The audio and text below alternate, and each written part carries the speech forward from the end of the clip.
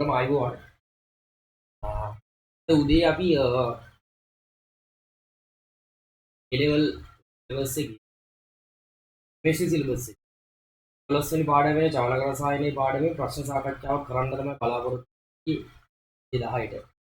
වෙයි මේ ආපු ගැටලුත් එක්ක ඒක ටිකක් සාර්ථක වෙන්නේ නැහැ කියලා මට හිතුණා. හරිද? කනෙක්ෂන් අවුලක් ආවා. ඒ වගේම අපි මේ වෙනද පාවිච්චි කරන කැම් එකක් නෙමෙයි යූස් කරන්නේ අද. ඒ නිසා මේ ඒ ගැටලුත් එක්ක මං හිතුවා අද පාඩම අපි රෙකෝඩින් එකකින් දෙනවා කියලා. ඇත්තටම අද පාඩමක් නෙමෙයි කරන්නේ. අද ප්‍රශ්න සාකච්ඡාවක් අපි කරන්නේ A level side. හරිද? A level side. එතකොට මේ චාලක රසායන කියලා කියන්නේ එහෙම ලොකු පාඩමක් නෙමෙයි. හරිද? ලොකු තියරි ප්‍රමාණයක් තියෙන ලොකු පාඩමක් නෙමෙයි. හැබැයි මේකේ වැදගත්කම ටිකක් වැඩි. මේ චාලක රසායන කියන පාඩමේ වැදගත්කම ටිකක් වැඩි. හරිද?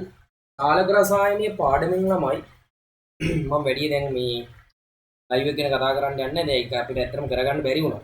ඒක තමයි මේක මේ රෙකෝඩින් එකක් විදිහට දාලා ඔයගොල්ලෝ YouTube channel එකට දාන්නේ. ඒකත් ඔයගොල්ලෝ ලොකු උදව්වක් මේ වගේ අවස්ථාවකද විභාගෙට මාස දෙකක්වත් නැති අවස්ථාවක මේ වගේ උදව්වක්. අන්න චාලක රසායනය කියන පාඩම ළමයි චාලක රසායනයේ පාඩමෙන් MCQ එනවා. MCQ ප්‍රශ්න එනවා. චාලක රසායන කියන පාඩමෙන් MCQ ප්‍රශ්න එනවා.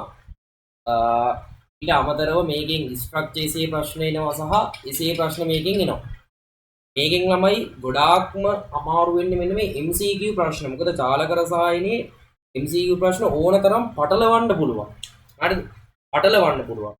ඕනතරම් පටලවන්න පුළුවන්. ඒ නිසා මේකේ වැදගත් වෙන්නේ MCQ. හරිද? ටිකක් අමාරු වෙන්නේ MCQ. ස්ට්‍රක්චර්සේ තරමක් දුරට අමාරු. මම හිතන්නේ පොඩි හරියක් දාන්නම්. ස්ට්‍රක්චර්සේ තරමක් දුරට අමාරුයි. දැන් ওই 2015 අවුරුද්දේ එහෙම ඇවිල්ලා තිනවා ටිකක් අමාරු ස්ට්‍රක්චර්සේ එකක් චාලක රසායනේ. හැබැයි එසේ ප්‍රශ්නේ එච්චර ලොකුවට අමාරු වෙන්නේ නැහැ. එසේ ප්‍රශ්නේ එච්චර ලොකුවට අමාරු වෙන්නේ නැහැ. හැබැයි සමහර අවුරුදු වල සමහර ප්‍රශ්න අමාරු වෙලා තියෙනවා. ලොකුවට අමාරු වෙන්නේ නැහැ. මොකද මේ එසේ එකේ එන්නේ ළමයි එකම ස්ට්‍රක්චර් එකකින්. බොහෝ විට ගොඩ අවුරුදු වල එක ළඟ අවුරුදු වල එසේ එක චාලක රසායනයේ එසේ එකක් ආවොත් එන්නේ ගොඩක් දුරට සමාන විදිහට. හරිද?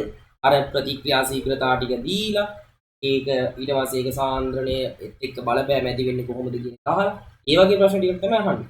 මේ MCQ එක තමයි ඕගොල්ලෝ හොඳට හදා ගන්න ඕනේ. මොකද දැන් ওই 2018 අවුරුද්දේම චාලක රසායන ප්‍රශ්න 3-4ක් ඇවිල්ලා තියෙනවා. MCQ.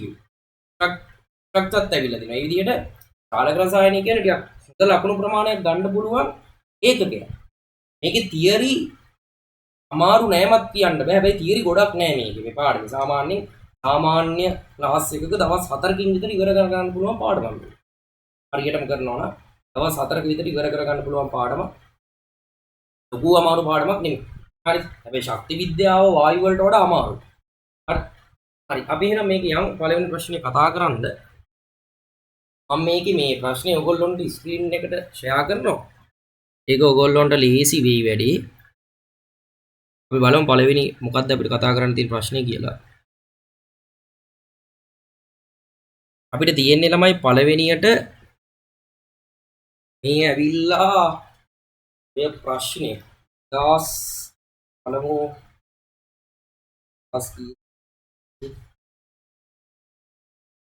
ඔය ප්‍රශ්නේ ඇත්තටම සුපිරි ප්‍රශ්නයක්. හරිද? ඔය ප්‍රශ්නයක්. අපි ඕක සාකච්ඡා කරන්න කලින් වෙන එකක් සාකච්ඡා කරලා ඉමුනේ. නිකන් එකපාරට නිකන් ගැඹුරු එකකටම බහින්න බෑනේ. අපි ඊට කලින් ටිකක් සරල එකක් කතා කරලා ඉමු. නැද්ද මේකේ? අපි මේ 2015 ප්‍රශ්නේ කතා කරමු.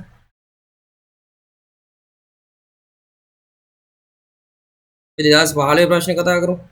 මේක ඇවිල්ලා ළමයි 2015 18 වෙනි MCQ එක. චාලක රසායනයෙන් තමයි ඇවිල්ලා තියෙන්නේ. 2015 18 වෙනි MCQ එක. අපි ඔන්න ඕක පොඩ්ඩක් සාකච්ඡා කරගෙන යමු. ඉතින්ලා අපි මේකට අවශ්‍ය කරන තියරි ටික පොඩ්ඩක් මතක් කරගමු. හරි බෝඩ් එකට එන්නු. දැන් අපි ඕගොල්ලෝ දන්නවා ළමයි මේ චාලක රසායනයේදී අපි කතා කරන්නේ ප්‍රතික්‍රියා ශීඝ්‍රතාවය ගැනනේ. චාලක රසායනය කියන පාඩමම සම්පූර්ණයෙන් තියෙන ওই ප්‍රතික්‍රියා ශීඝ්‍රතාවය කියන මේ මාතෘකාව මත. ඕගොල්ලෝ මේ ප්‍රතික්‍රියා ශීඝ්‍රතාවය කියන එක ළමයි මේ O level වලදීත් ඉගෙන ගන්න. හරි අපේ channel එකේ O level වල ප්‍රතික්‍රියා ශීඝ්‍රතාවය පාඩම සම්පූර්ණයෙන් කරලා තියෙනවා. හරිද? ඒක ලස්සන කරලා තියෙනවා. ඒක ඔයගොල්ලන්ට බලන්න පුළුවන්. ඒක ඔයගොල්ලෝ නම් බලන්න ඕනේ නෑ. ඒක ඕලෙවල් එකක් නේ. ඕලෙවල් ළමයින්ට කරපු එකක්. හරිද? එතකොට මේ ප්‍රතික්‍රියා ශීඝ්‍රතාවය කියන මේ සංකල්පයත් එක්ක තමයි චාලක රසායන පාඩම සම්පූර්ණයෙන්ම රන් කරන්නේ. හරිද? දැන් ඇත්තටම තල වශයෙන් නිකන් ප්‍රතික්‍රියා ශීඝ්‍රතාවයක් කියන්නේ මොකක්ද? ඊට පෙළ කරන ළමයකින් ඇහුවොත් ප්‍රතික්‍රියා ශීඝ්‍රතාවය මොකක්ද කියන එක නිකන් අපි දෙන උත්තරේ මොකක්ද? නිකන් අපිට කියන්න පුළුවන් නිකන් එහෙම භාගෙදී අහන්නේ ප්‍රතික්‍රියා ශීඝ්‍රතාවය යන කුමක්ද කියලා. ඒක ගොම් පාට වෙන්නේ නැහැ එළිවල. දැන් ප්‍රතික්‍රියා ශීඝ්‍රතාවය කියන්නේ මොකක්ද කියන්නේ නිකන් කියන එක ඔයගොල්ලෝගේ දැනුමේ තියෙන්නේ බෑ. එතන මොකද නිකන් ප්‍රතික්‍රියා ශීඝ්‍රතාවය? ඒකක කාලයක් තුළ සිදු කරන ප්‍රතික්‍රියා ප්‍රමාණය වගේ අදහසක්. ප්‍රතික්‍රියා ශීඝ්‍රතාවය කියලා කියන්නේ. ඒකක කාලයක් තුළ සිදු කරන ප්‍රතික්‍රියා ප්‍රමාණය වගේ කියන අදහසක් තමයි ප්‍රතික්‍රියා ශීඝ්‍රතාවයේ තියෙන්නේ. මම ප්‍රතික්‍රියාවක් ගන්නවා ඇත්ත එකක් නෙමෙයි බොරු එකක් ගන්නවා. A ධන B කින් C ධන D කියන ඵල හදන ප්‍රතික්‍රියාවක් ගන්නකොට එතකොට මේකේ A කියන්නේ A සහ B කියන්නේ ප්‍රතික්‍රියක C සහ D කියන්නේ ප්‍රතිඵල. A සහ B කියන්නේ ප්‍රතික්‍රියක C සහ D කියන්නේ ප්‍රතිඵලනේ. ඒක ඔයගොල්ලෝ දන්නවනේ. පොඩි කාලේ ඉඳන්ම දන්නවනේ. එතකොට දැන් මෙන්න මේ ප්‍රතික්‍රියාවේ ප්‍රතික්‍රියා ශීඝ්‍රතාවය අපි නිකන් හොයලා බලමු. එහෙනම් හොයන්න ඉතින් මේකේ මොකක් හරි දත්ත ටිකක් දීලා තියෙන්න එපා. තමයි. දැන් මේකේ A කියන්නේ ප්‍රතික්‍රියකයක්, B කියන්නේ ප්‍රතික්‍රියකයක්. A සහ B කියන දෙන්නම ප්‍රතික්‍රියක හින්දා ඒගොල්ලෝ ප්‍රතික්‍රියාවේදී මොකද වෙන්නේ? ප්‍රතික්‍රියාවේදී මොකද වෙන්නේ? වැය වෙනවද නිපද වෙනවද? වැය වෙන එක නෙවෙන්නේ. ප්‍රතික්‍රියාවේදී වැය වෙන එක තමයි වෙන්නේ. හරිද? වැය වෙන එක තමයි වෙන්නේ. එහෙනම් අපිට කියන්න පුළුවන් A කියන්නේ ප්‍රතික්‍රියකයක් හින්දා Aට තියෙන්නේ වැයවීමේ ශීඝ්‍රතාවය. Aට තියෙන්නේ වැයවීමේ ශීඝ්‍රතාවය. ඒක තේරෙනවද? A කියන්නේ ප්‍රතික්‍රියකයක්. ඒ කියන්නේ එයා වැය වෙනවා. එහෙනම් එයාට තියෙන මොන ශීඝ්‍රතාවයක්ද? වැයවීමේ ශීඝ්‍රතාවය. එහෙනම් B ට තියෙන්නේ මොකක්ද?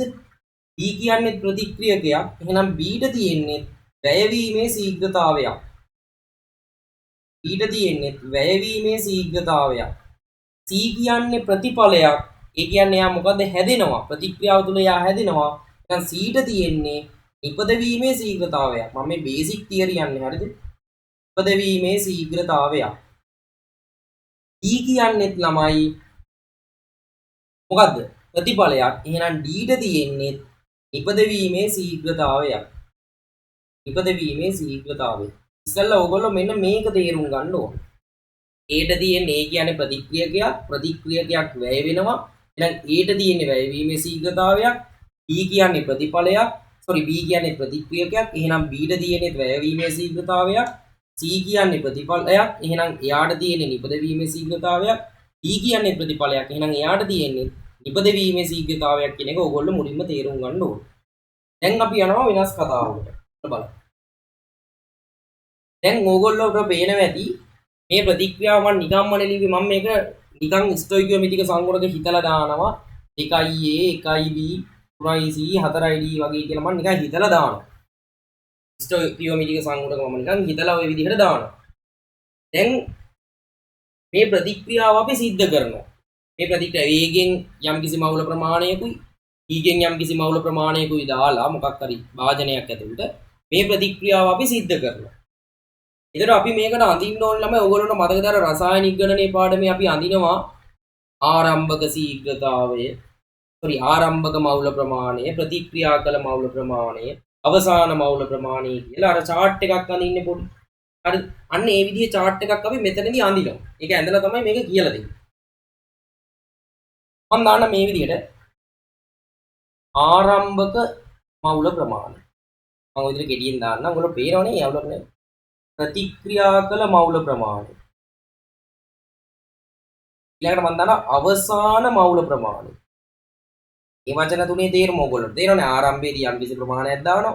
ඒකෙන් යම් කිසි ප්‍රමාණයක් මේ දෙන්න ප්‍රතික්‍රියා කරනවා. අවසානයේ මේ දෙන්නගෙන් ඉතුරු වෙලා තියෙනවා ඉතුරු වෙනවා. නැත්තම් මේ ඉතුරු වෙන්නේ නැහැ. C සහ D අවසානයේ තියෙනවා හැදිලා. දැන් මම ආරම්භයේදී ඒකෙන් මවුල 8ක් දාන්නම්. එතන මවුල කියලා තියෙනින්ද මං ආයෙත් මවුල කියලා ලියන්නේ. A ගෙන් මවුල 8ක් දාන්න. මම B ගෙන් මවුල 4ක් දාන්න. හරි. දැන් මට කියන්න මෙතන සීමාකාරී සාධකයක් ඉන්නවද? ඒක ඔයගොල්ලෝගේ මේ රසායනික ගණනේ තියරි වලින් ඔයගොල්ලෝ ඉගෙන ගන්න. මේකේ සීමාකාරී සාධකයක් තියනවද? නැහැ. ඇයි ඒ? මොකද දෙන්නම සම්පූර්ණයෙන්ම ඉවර වෙනවා. කියන්නේ සීමාකාරී සාධකයක් නැහැ. මොකද A ගේ මවුල දෙකකට ළමයි B ගේ මවුල එකයින් ප්‍රතික්‍රියා කරන්නේ. එතකොට A ගේ මවුල 8ක් එක්ක ප්‍රතික්‍රියා කරන්නේ A ගෙන් භාගයකට. A ගේ මවුල දෙකක් එක්ක B ගේ මවුල එකයි කියන්නේ A ගේ මවුල ප්‍රමාණයෙන් භාගයක්නේ B ප්‍රතික්‍රියා කරන්නේ. එහෙනම් A ගේ මවුල 8ක් දාලා තියෙනවා. එහෙනම් B ගේ මවුල 4කුත් දාලා තියෙනවා. එහෙනම් මේ A ගේ මවුල 8ත් එක්ක B ගේ මවුල 4ම ප්‍රතික්‍රියා කරනවා. නිකන් ඕගොල්ලෝ හිතන්නකෝ B ගේ මවුල 6ක් දැම්මා කියලා. ඒතර A ගේ මවුල 8ත් එක්ක B ගේ මවුල 4ක් ප්‍රතික්‍රියා කරනවා. B ගේ මවුල තව දෙකක් ඉතුරු වෙනවා. අන්න එහෙනම් B ඉතුරු වෙනවා. නම් B නෙමේ සීමාකාරී සාධකය වෙන්නේ A. සම්පූර්ණ ඉවර වෙන කෙනා තමයි සීමාකාරී සාධකය. ඒතර මෙතන සීමාකාරී සාධකයක් කියලා අපිට වෙන් කරන්න බෑ. මෙයා සීමාකාරී සාධකේ මෙයා කියලා. ඒක දෙන්නගේම සම්පූර්ණයෙන්ම ඉවර වෙනවා. එහෙනම් මෙයාගේ මවුල 8ම ඔන ප්‍රතික්‍රියා කරනවා. ප්‍රතික්‍රියා කරන ලද මවුල ප්‍රමාණය. මෙයාගේ මවුල 4ම ප්‍රතික්‍රියා කරනවා. මෙයාගේ මවුල 8ක් ප්‍රතික්‍රියා කරනකොට D කොච්චරක් හැදිලාද? හැදෙයිද? මෙයාගේ මවුල දෙකක් ප්‍රතික්‍රියා කරනකොට D 4ක් හැදිලා මවුල. ඒ කියන්නේ A ගේ මවුල ප්‍රමාණයෙන් දෙගුණයක මවුල ප්‍රමාණයක් හැදිලා. එහෙනම් A ගේ මවුල 8ක් ප්‍රතික්‍රියා කරනකොට D ගේ මවුල කොච්චරක් හැදෙයිද? ඒ වගේ දෙගුණයක් 16ක්. ඊළඟට ඒක ඉතින් B ගෙන්වත් හිතන්න පුළුවන් නේ. දැන් B ගේ මවුල එකක් ප්‍රතික්‍රියා කරනකොට D ගේ මවුල 4ක් නේ. එන 4 ගුණයක්. D ගේ මවුල එකක් ප්‍රතික්‍රියා කරනකොට D ගේ මවුල 4ක් එන 4 ගුණයක්. එහෙනම් D ගේ මවුල 4ක් කියන්නේ D ගේ මවුල ඒ වගේ 4 ගුණයක් 16ක්. කාගෙන් හිතුවත් එකම උත්තරේ එනවා. ඒක ඔයගොල්ලෝ දන්නවනේ. ඊළඟට C ගේ මවුල. ඒක අපිට ලේසි B ගෙන් හිතන්නනේ. B ගේ මවුල එකක් ප්‍රතික්‍රියා කරොත් C ගේ මවුල 3යි. ඒ කියන්නේ B ගේ මවුල ප්‍රමාණයෙන් 3 ගුණයක් C හැදෙනවා. එහෙනම් B ගේ මවුල 4ක් ප්‍රතික්‍රියා කරොත් C ගේ මවුල 12ක් හැදෙනවා. 12ක් හැදෙනවා. අවසාන මවුල ප්‍රමාණය A ගේ 8ක් දැම්ම 8ම ප්‍රතික්‍රියා කරා බිඳුවයි. B ගේ 4ක් දැම්ම 4ම ප්‍රතික්‍රියා කරා බිඳුවයි. C ගේ 12ක් ඉතුරුයි. D ගේ 16ක් ඉතුරුයි. හරි. දැන් මම මේ මොකක්ද මේක ඇඳලා දැන් මම කරන්න යන්නේ? අපි හිතමු ළමයි මේ සම්පූර්ණ මේ ප්‍රතික්‍රියාව සිද්ධ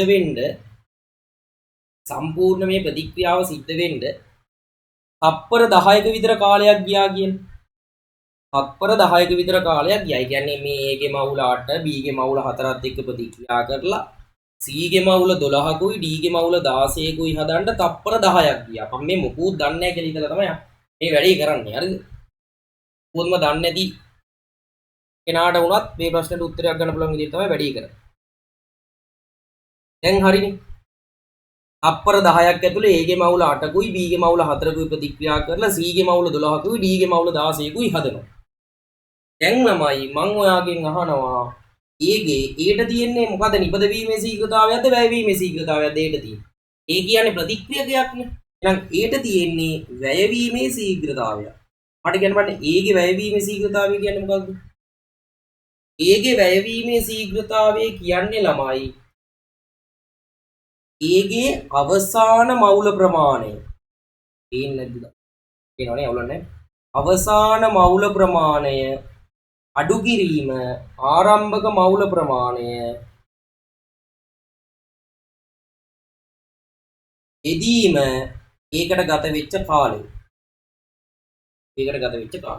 කෙටියෙන්ම කිව්වොත් අපිට මේක කියන්න පුළුවන් ඩෙල්ටා මවුල ප්‍රමාණයක් කියලා. ඒ කියන්නේ අපි මෙතන ගන්න මවුල ප්‍රමාණය වෙනසක්නේ. ඩෙල්ටා මවුල ප්‍රමාණය වෙනසක් කියන්නේ ඩෙල්ටා මවුල ප්‍රමාණය. මෙතන ගන්නෙත් නම් දැන් මම මේ කෙලින්ම තප්පර 10යි කාලය කියලා කිව්වට එතන අපි ගන්නෙ කාල වෙනසක්. ඒ කියන්නේ ඩෙල්ටා කාලය. කාල වෙනසක් ඩෙල්ටා කාලය. හරි. ඒකේ වැයවීම ශීඝ්‍රතාවය නම් හොයමු අපි. අවසාන මවුල ප්‍රමාණය ඒකේ කීයද? 0යි. ආරම්භක මවුල ප්‍රමාණය කීයද? 8යි. මවුල. එදීම මේකට ඒගේ එච්චර මවුල ප්‍රමාණයක් වැය වෙන්න ගත වෙච්ච කාලය කීයද? තත්පර 10යි. එහෙනම් බිංදුව ඍණ 8. බිංදුව ඍණ 8 කියන්නේ උත්තරේ කීයද? බිංදුව ඍණ 8 කියන්නේ ඍණ 8යි. එහෙනම් ඍණ 8 බෙදීම 10. මොකද වෙන්නේ? ඍණ දශම 8යි. නාට බෙදීම 10 කියන්නේ ඍණ දශම 8යි. ඒකකේ මොකක්ද? මේ තත්පර උඩට යනකොට තත්පරයට මවුල වෙනවා. ඒක තේරෙනවනේ. තත්පර උඩට යනකොට දැන් මෙතන ධන එකනේ තියෙන්නේ. දර්ශකේ. උඩට යනකොට ඍණ එක වෙනවා. ඒක අපි ශබ්ද කරන්නේ තත්පරයට කියලා. තත්පරයට මවුල. නිකන් පොඩි අවුලක් තියෙනවනේ. මොකද පොඩි අවුල? දැන් ඒකේ වැයවීමේ ශීඝ්‍රතාවය හෙව්වා මේ ඍණ උත්තරයක් ඇවිල්ලා තියෙනවා. ඍණ දශම 8යි. පොඩි අවුලක් තියෙනවා. ඒ නිසා ළමයි හොඳට මතක තියාගන්න වැයවීමේ ශීඝ්‍රතාවයක් හොයනකොට අපි ඒක ඍණ ලකුණකින් ගුණ කරනවා. නැත්නම් ඍණ එකෙන් අපි ගුණ කරනවා. අපි කවුරු හරි කෙනෙක්ගේ වැයවීමේ ශීඝ්‍රතාවය හොයනකොට ඍණ එකෙන් ගුණ කරනවා. එතකොට මෙතනත් ඍණ එකෙන් ගුණ වෙනවා. එහෙනම් මෙතනත් ඍණ එකෙන් ගුණ වෙනවා. එහෙනම් මේ උත්තරේ මොකක් වෙනවද? ධන උත්තරයක් බවට පත් වෙනවා. ඍණයි ධන වෙනවා. මොකද මෙතන එන්නේ ඍණ දශම 8. ඍණ දශම 8 ඍණ එකෙන් ගුණ කරාම ධන දශම 8. ඒ නිසා හොඳට මතක තියාගන්න අපි ඍණ ලකුණ නැතුව වැයවීමේ මේ ඍණ එක නැතුව වැයවීමේ ශීඝ්‍රතාවය වුවොත් එන්නේ අපිට ඍණ උත්තරයක්. ඒක නිකන් අවුල්. ශීඝ්‍රතාවයේ ඍණ උත්තරයක් තියෙන එක අවුල්නේ. ඒ නිසා අපි මේක ඍණ එකකින් ගුණ කරනවා. ඍණ එකකින් ගුණ කරපු ගමන් මේක ධන උත්තරයක් බවට පත් වෙනවා. හරිද? හරි. ඔය විදිහටම අපිට b ගේ වැයවීමේ ශීඝ්‍රතාවය හොයන්න. b ගේ වැයවීමේ ශීඝ්‍රතාවය හොයන්න. ඒකට මම ආයේ මේක ලියන්නේ නැහැ. එතකොට b ගේ අවසාන මවුල ප්‍රමාණයෙන් ආරම්භක මවුල ප්‍රමාණය අඩු කරලා ඒකට ගත වෙච්ච කාලයෙන් බෙදනවා. හරි බලන්න. මෙතන b ගේ අවසාන මවුල ප්‍රමාණය 0යි. ආරම්භක මවුල ප්‍රමාණය 4යි. ඒක බෙදන්න ඕනේ කොච්චරද මේක මවුල? ඒක බෙදන්න ඕනේ තත්පර 10න්. හැබැයි වැදගත්ම වැඩේ මොකද්ද? මේක ඍණ එකෙන් ගුණ කරන්න ඕනේ. නැත්තම් මෙතන එන්නේ ඍණ උත්තරය. දැන් ඕගොල්ලන්ට පේනවා බිංදුවෙන් 4ක් ගියාම ඍණ 4යි. ඍණ 4 10න් බෙදපුවාම ඍණ දශම 4යි. ඍණ දශම 4 ආයෙ ඍණ එකෙන් ගුණ කරාම ධන දශම 4යි. ධන දශම 4යි තත්පරයට මවුල.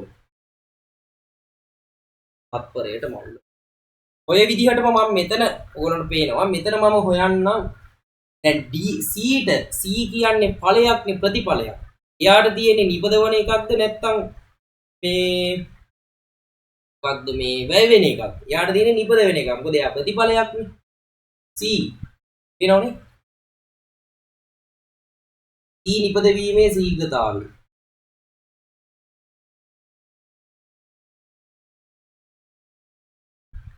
C නිපද වීමේ ශීඝ්‍රතාවය. ඔන්න බලන්න මෙතන ඒක ඍණ ලකුණකින් ගුණ කරන්නේ මම කියවනේ වැයවීමේ ශීඝ්‍රතාවය හොයනකොට විතරයි ඍණ එකෙන් ගුණ කරන්නේ. C ගේ නිපද වීමේ ශීඝ්‍රතාවය හොයනකොට අපි දන්නවා C ගේ අවසාන ප්‍රමාණය 12යි. අවසාන මවුල ප්‍රමාණය 12යි. මේක වෙනස් වෙන්නේ නැහැ. අවසාන මවුල ප්‍රමාණයෙන් ආරම්භක මවුල ප්‍රමාණය අඩු කරලා ඩෙල්ටා කාලයෙන් බෙදපුවාම තමයි ශීඝ්‍රතාවය හම්බෙන්නේ. එහෙනම් C ගේ අවසාන මවුල ප්‍රමාණය මෙන්න 12යි. ආරම්භක මවුල ප්‍රමාණය 0යි. 12 ඍණ බිංදුව මවුල බෙදීම තත්පර 10යි. ඒකට ගත වෙන්නේ ඉතින් C හැදෙන්න ගත වෙන්නේ තත්පර 10ක් කාලයක්නේ. ඒතර මෙතන උත්තරේ එන්නේ කීයද තමයි? 12න් බිංදුවක් ගියාම 12යි. 12 10න් බෙදපුවාම 1.2යි තත්පරයට මවුල. 1.2යි තත්පරයට මවුල. මම මේවට ඉරි ගහන්න නැත්නම් ඔයගොල්ලන්ට පේන්නේ නැහැ නේ. ඉරි ගහන්න. තත්පරයට මවුල. ওই විදිහටම මම මෙතනින් හොයන්නම් D ගේ නිපදවීමේ ශීඝ්‍රතාවය. D ගේ නිපදවීමේ ශීඝ්‍රතාවය. මොන බලන්න D ගේ නිපදවීමේ ශීඝ්‍රතාවය. දැන් D ගේ අවසාන මවුල ප්‍රමාණය 16යි ආරම්භක මවුල ප්‍රමාණය 0යි මේක මවුල 10යි තත්පර 16න් බිංදුවක් ගියාම 16යි 16 10න් බෙදපුවාම 1.6යි මවුල තත්පරයට හරි ඔන්න අපි වැයවීමේ ශීඝ්‍රතා නිපදවීමේ ශීඝ්‍රතා හෙව්වා මම මේක දැන් පොඩ්ඩක් ඔන්න සාරාංශගත කරනවා හරිද මම මෙතන ගන්නවා A ගේ A ගේ වැයවීමේ ශීඝ්‍රතාවය කීයද ළමයි A ගේ වැයවීමේ ශීඝ්‍රතාවය කීයද 0.8යි මම ඒකකේ නැතුව ලියන්නම් පොඩි වැඩකට ඒකකේ ඇතුව ලියන්න ඕනේ නැතුව මම මෙතනදී ඕගොල්ලන්ට පොඩි දෙයක් තීරුම් කරන් දෙනවා ඉතින් ඒකකේ නැතුව මම ලියනවා ඊළඟට මම ලියනවා B ගේ වැයවීමේ ශීඝ්‍රතාවය B ගේ වැයවීමේ ශීඝ්‍රතාවය 0.4යි B ගේ වැයවීමේ ශීඝ්‍රතාවය 0.7. ඊට මම ලියනවා C ගේ නිපදවීමේ ශීඝ්‍රතාවය C ගේ නිපදවීමේ ශීඝ්‍රතාවය මම ලියනවා 1.2යි. නිපදවීමේ ශීඝ්‍රතාවය 1.2. ඊළඟට මේ D ගේ නිපදවීමේ ශීඝ්‍රතාවය. D ගේ නිපදවීමේ ශීඝ්‍රතාවය මම ලියනවා 1.6. ඕගොල්ලෝ නිකන් මේ ස්ටොයිකියෝමිතියත් එද මේක ස්ටොයිකියෝමිතිය එන්නේ a b c 4id කියලා. නිකන් මේකේ ස්ටොයිකියෝමිතියත් එක්ක නිකන් සම්බන්ධයක් නිකන් මොකක් හරි තියනවා කියලා ඕගොල්ලන්ට පේනවද? ස්ටොයිකියෝමිතියත් එක්ක මොකක් හරි සම්බන්ධයක් නිකන් තියනවා කියලා ඕගොල්ලන්ට පේනවද? මේ බලන්නකො මේ A ගේ මවුල දෙකකට B ගේ මවුල එකයිනේ ප්‍රතික්‍රියා කරන්නේ. එතකොට මේ බාන ශීඝ්‍රතාවයක් ඒ අනුපාතයෙන්ම නෙමෙයිද ගිහිලා තියෙන්නේ. A ගේ දෙකකට B ගේ එකයි. ඒතර ශීඝ්‍රතාවය A ගේ 0.8 වෙලා B ගේ 0.4 වෙනවා. ඒ කියන්නේ A ගේ මවුල දෙකකට B ගේ මවුල එකයි කියන්නේ භාගයක්නේ. A ගේ මවුල වලින් B A ගේ මවුල වලින් භාගයක් තමයි B ගේ මවුල ප්‍රතික්‍රියා කරන්නේ. ඒතර ශීඝ්‍රතාවයත් ඒ අනුපාතයෙන්ම. ශීඝ්‍රතාවයත් දෙකට එකමයි. මේ C සහ D බලන්නකෝ. 3ට 4 මෙතන අනුපාතයත් C සහ D අතර 3ට 4. මේ මෙතන A සහ D අතර අනුපාතය 1ට 2. ඒ කියන්නේ 2ට 4 කියන්නේ 1ට 2නේ. එතකොට මෙතනත් 1ට 2. දැකද ස්ටොයිකියෝමිතික අතර අනුපාත ශීඝ්‍රතා අතර අනුපාත වලට සමාන වෙනවා. ඒක උනේ කොහොමද? ඒක උනේ කොහොමද? මෙන්න මෙහෙමයි උනේ. දැන් මේකේ තේරුම මොකක්ද? A ගේ වැයවීමේ ශීඝ්‍රතාවය තත්පරයට මවුල 0.8යි කියන එකේ තේරුම මොකක්ද? තත්පරයට A ගේ මවුල 0.8ක් වැය වෙනවා. තත්පරයට A ගේ මවුල 0.8ක් වැය වෙනවා කියන එක තමයි ඒකේ තේරුම. එතකොට තත්පරයට A ගේ මවුල 0.8ක් වැය වෙනවා නම් ඒ තත්පරය ඇතුළෙම B ගේ මවුල කොච්චරක් වැය වෙලා තියෙනවද? එයාගෙන් භාගයක්. ඇයි ස්ටොයිකියෝමිතිය දෙකට එකනේ. ආයෙ තේරුම් ගන්න. මේකේ තේරුම ඒගේ වැයවීමේ ශීඝ්‍රතාවය 0.8යි කියන එක මේකේ A ගන්න කියලා එකක් නෑ මම නිකන් A ගත්තේ. තත්පරයට මවුල 0.8යි. ඒ කියන්නේ ඒකේ තේරුම තත්පරයට A ගේ මවුල 0.8ක් ප්‍රතික්‍රියා කරනවා. તો තත්පරයට A ගේ මවුල 0.8ක් එක්ක ප්‍රතික්‍රියා කරන B ගේ මවුල කොච්චරද? 0.4ක්. එහෙනම් තත්පරයක් ඇතුලේ B ගේ මවුල කොච්චරක් ප්‍රතික්‍රියා කරනවද? 0.4යි. මෙන්න තත්පරයට මවුල 0.4. ඒක තමයි අර ස්ටොයිකියෝමිතියත් එක්ක ඒක ගැලපෙන්නේ. හරිද? ඒකත් තේරුම් අරගෙන ඉන්න ඕගොල්ලෝ. දැන් තවත් පොඩි අවුලක් තියෙනවා. දැන් මම ඕගොල්ලොන්ගෙන් නිකම්ම මේම අහනවා ප්‍රතික්‍රියාවේ ශීඝ්‍රතාවය කියන්න. දැන් අපි A ගේ වැයවීමේ ශීඝ්‍රතාවය හෙව්වා, B ගේ වැයවීමේ ශීඝ්‍රතාවය හෙව්වා, C ගේ නිපදවීමේ ශීඝ්‍රතාවය හෙව්වා, D ගේ නිපදවීමේ ශීඝ්‍රතාවය හෙව්වා. මම ඕගොල්ලොන්ගෙන් අහනවා මොකද්ද ප්‍රතික්‍රියාවේ ශීඝ්‍රතාවය කියන්න කියලා. ප්‍රතික්‍රියාවේ ශීඝ්‍රතාවය කියන්න කිව්වොත් මොකද්ද ඕගොල්ලෝ කරන්නේ? පොඩ්ඩක් හිතලා බලන්න.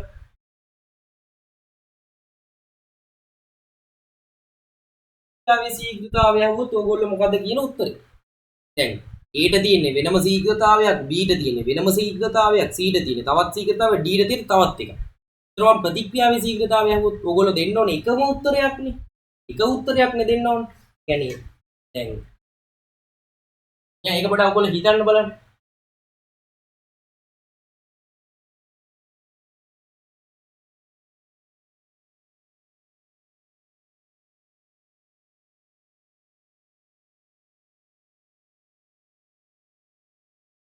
අපි ළමයි ප්‍රතික්‍රියාවේ ශීඝ්‍රතාවය කියලා ඇහුවොත් ඒ අදාළ කෙනාගේ වැයවීමේ හෝ නිපදවීමේ ශීඝ්‍රතාවය ඒ අදාළ කෙනාගේ ස්ටොයිකියෝමිතියෙන් බෙදන්න ඕනේ. ස්ටොයිකියෝමිතික සංගුණකයෙන් බෙදන්න ඕනේ. එතකොට එන්නේ එක මාගයක්. මේ බලන්නකො. දැන් A ගේ වැයවීමේ ශීඝ්‍රතාවය 0.8යිනේ. 0.8 දෙකෙන් බෙදන්න ඉන්නේ 0.4යි. E ගේ වැයවීමේ ශීඝ්‍රතාවය 0.4යිනේ. ඒක යාගේ ස්ටොයිකියෝමිතික සංගුණකයෙන් බෙදන්න. ඒ කියන්නේ එකෙන් බෙදන්න ඒත් එන්නේ 0.4. C ගේ නිපදවීමේ ශීඝ්‍රතාවය 1.2යිනේ. 1.2 එහෙනම් යාගේ ස්ටොයිකියෝමිතික සංගුණකයෙන් 3ෙන් බෙදන්න ඒත් එන්නේ 0.4. E ගේ නිපදවීමේ ශීඝ්‍රතාවය 1.6යිනේ. එහෙනම් ඒක 4ෙන් බෙදන්න 4නේ. ඔව් ඒක 4ෙන් බෙදන්න ඒත් එන්නේ 0.4යි තමයි. දැකද? එහෙනම් 0.4 තමයි මේ ප්‍රතික්‍රියාවේ ශීඝ්‍රතාවය වෙන්නේ. 0.4 තමයි ප්‍රතික්‍රියාවේ ශීඝ්‍රතාවය වෙන්නේ. ඔන්න ඔය කරුණු ටික ඕගොල්ලන්ට නිරවුල්ව ඔළුවේ තිබ්බනම් ඔය කියපු 2015 18 වෙනි ගාන හදන්න පුළුවන්. හරි 2015 18 වෙනි ගාන හදන්න පුළුවන්. මම ඒක හදන්න ආයේ වෙනම කාලයක් දෙන්න නැතුව ඉන්නම්. අපි මේ ප්‍රශ්නෙට යන් කෙලින්ම. හරි ඔන්න ප්‍රශ්නේ දාලා තියෙනවා බලන්න. පහත දී ඇති ප්‍රතික්‍රියාවේ වේගය වැරදි සම්බන්ධතාවයේ දක්වන පිළිතුර තෝරන්න. දැන් මේ කියලා දුන්නු දැනුමෙන් ඕගොල්ලොන්ට ඕක කරන්න පුළුවන්. කරලා අර චාලක රසායනයෙන් ප්‍රශ්න කරලා නැති කෙනෙක්ට ඕකේ පොඩි අවුලක් වෙන්න පුළුවන්. මොකද අපිට තියරිය හරියට ඉගෙන ගත්තා කියලා අපිට ප්‍රශ්න ඔක්කොටම හරියට උත්තර ලියන්න බෑනේ. එහෙනම් අපිට CNC එන්න බෑ. හරියට තියරිය ඉගෙන ගත්ත ළමයෙක්ට CNC අපිට ප්‍රශ්න පත්‍රයකට ගන්න බෑනේ. එනේ සමහර ප්‍රශ්න තියෙනවා තේරෙන්නේ නැහැ හරියට තියරි ඉගෙන ගත්තා. බලන්න පොඩි කාලයක් අරගෙන ඔයගොල්ලෝ try එකක් දෙන්න බලන්න.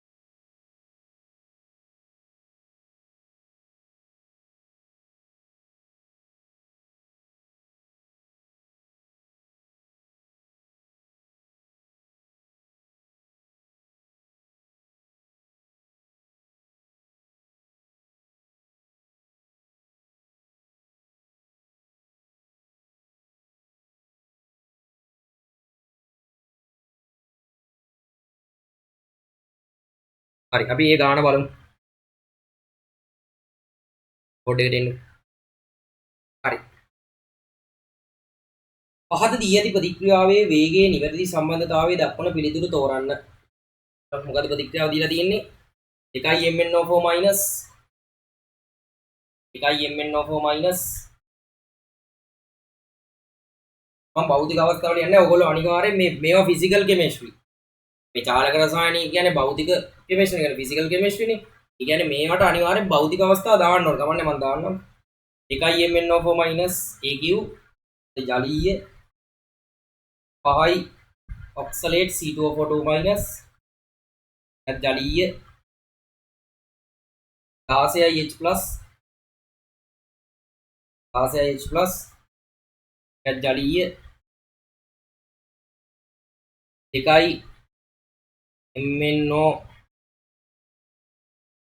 MnO2 plus මේ රෙකෝඩින් දෙන එකත් පොඩි ආදල්ලයක් තියෙනවා නේද? ලයිව් එකට වඩා 10යි CO2 gas 8ක් H2O liquid. අමාරුවෙන් ඉන්නවා ජලයටත් ඒක ජලයේ liquid එකක් ඈ. ජලයේ liquid එකක්. ඒකට එක්වස් අපි දාන්න එක liquid කියලා එල් දාන්න.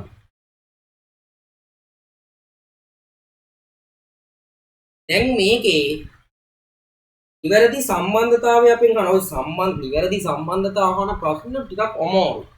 හැම උත්තරයක්ම බලන්න එපා. දැන් මේක දිහා බලලා අපිට උත්තරයක් කියන්න බෑනේ. අපි සම්බන්ධතා එක චෙක් කර යන්න ඕනේ. උත්තර බලන්න. හරි බලමු. පළවෙනි එකේ අරන් තියනවා ළමයි ඩෙල්ටා MnO4- මේ මොකද්ද මේ මෙහෙම දාන්නේ මේ ඩෙල්ටා කියන්නේ ඔයගොල්ලෝ දන්නවා වෙනසක් කියන්නේ. එතන මෙන්න මේ මෙහෙම කොටු වරහණක් දාලා MnO4- ඒක යටින් භෞතික අවස්ථා මම භෞතික අවස්ථා දැන් ලියන්න නැතුව ඕගොල්ලෝ ලියන්න ඕනේ. ඒකත් එහෙම આવුත් එසේ આવුත් ලියන්න ඕනේ. මෙහෙම එකක් දාලා ඩෙල්ටා T කියමු. දැන් ඩෙල්ටා T කියන එකත් අවුලක් නෑ. ඩෙල්ටා T කියන්නේ කාලය, ඩෙල්ටා කියන්නේ වෙනස, එන කාල වෙනස. එතන ඩෙල්ටා කියන්නේ වෙනස. මොකද්ද මේ වරහණකින් දාලා තියෙන්නේ? ඒ වරහණකින් දාලා තියෙන ළමයි MnO4- ගේ සාන්ද්‍රණ වෙනසක් කියන්නේ. දැන් මේ MnO4- ගේ සාන්ද්‍රණය කියන්න තමයි මේ කොටු වරහන් දෙකක්. ඒක අපි දැන් අර අපි කලින් කරපු උදාහරණයේදී අපි ගත්තේ මවුල ප්‍රමාණය වෙනසක්. ඒක අවුලක් නෑ. සාන්ද්‍ර ප්‍රමාණයේ වෙනසක් වුණත්, මවුල ප්‍රමාණයේ වෙනසක් වුණත්, පීඩන වෙනසක් වුණත් අවුලක් නෑ. දැන් පීඩන වෙනසක් කාලයෙන් බෙදුවොත් ඒත් ශීඝ්‍රතාවය හොයාගන්න පුළුවන්. මවුල වෙනසක් කාලයෙන් බෙදුවොත් ඒත් ශීඝ්‍රතාවය හොයාගන්න පුළුවන්. සාන්ද්‍ර වෙනසක් කාලයෙන් බෙදුවත් ශීඝ්‍රතාවය හොයාගන්න පුළුවන්. එහෙනම් දැන් මේ බලන්න MnO4- ගේ සාන්ද්‍රණ වෙනසක් කාලයෙන් බෙදලා. එහෙනම් මේ මොකද්ද හොයලා තියෙන්නේ? MnO4- ගේ වැයවීමේ ශීඝ්‍රතාවය මේ හොයලා තියෙන්නේ. මේ ඉතින් MnO4- කියන්නේ ප්‍රතික්‍රියකයක්. උගේ සාන්ද්‍ර වෙනසක් අරගෙන ඒක කාලයෙන් බෙදලා. එහෙනම් මේ හොයලා තියෙන්නේ අර තියරියට අනුව MnO4- ගේ වැයවීමේ ශීඝ්‍රතාවය. පළවෙනි උත්තරේ එහා පැත්තේ තියෙනවා C2O42- ඔක්සලේට්ගේ C2O42- ගේ ඩෙල්ටා. එයාගේ සාන්ද්‍ර වෙනසක් බෙදලා තියෙනවා ඒ අදාළ කාලෙම. එහෙනම් මේ අරගෙන තියෙන්නේ මොකද්ද? මේ අරගෙන තියෙන්නේ මොකද්ද? මෙයාගේ වැයවීමේ ශීඝ්‍රතාවය. මේ තියෙන්නේ MnO4- ගේ වැයවීමේ ශීඝ්‍රතාවය, මේ තියෙන්නේ ඔක්සලේට්ගේ වැයවීමේ ශීඝ්‍රතාවය. මේ දෙක මට සමාන කරන්න පුළුවන්ද? මේ දෙක මට සමාන කරන්න පුළුවන්ද? බෑ.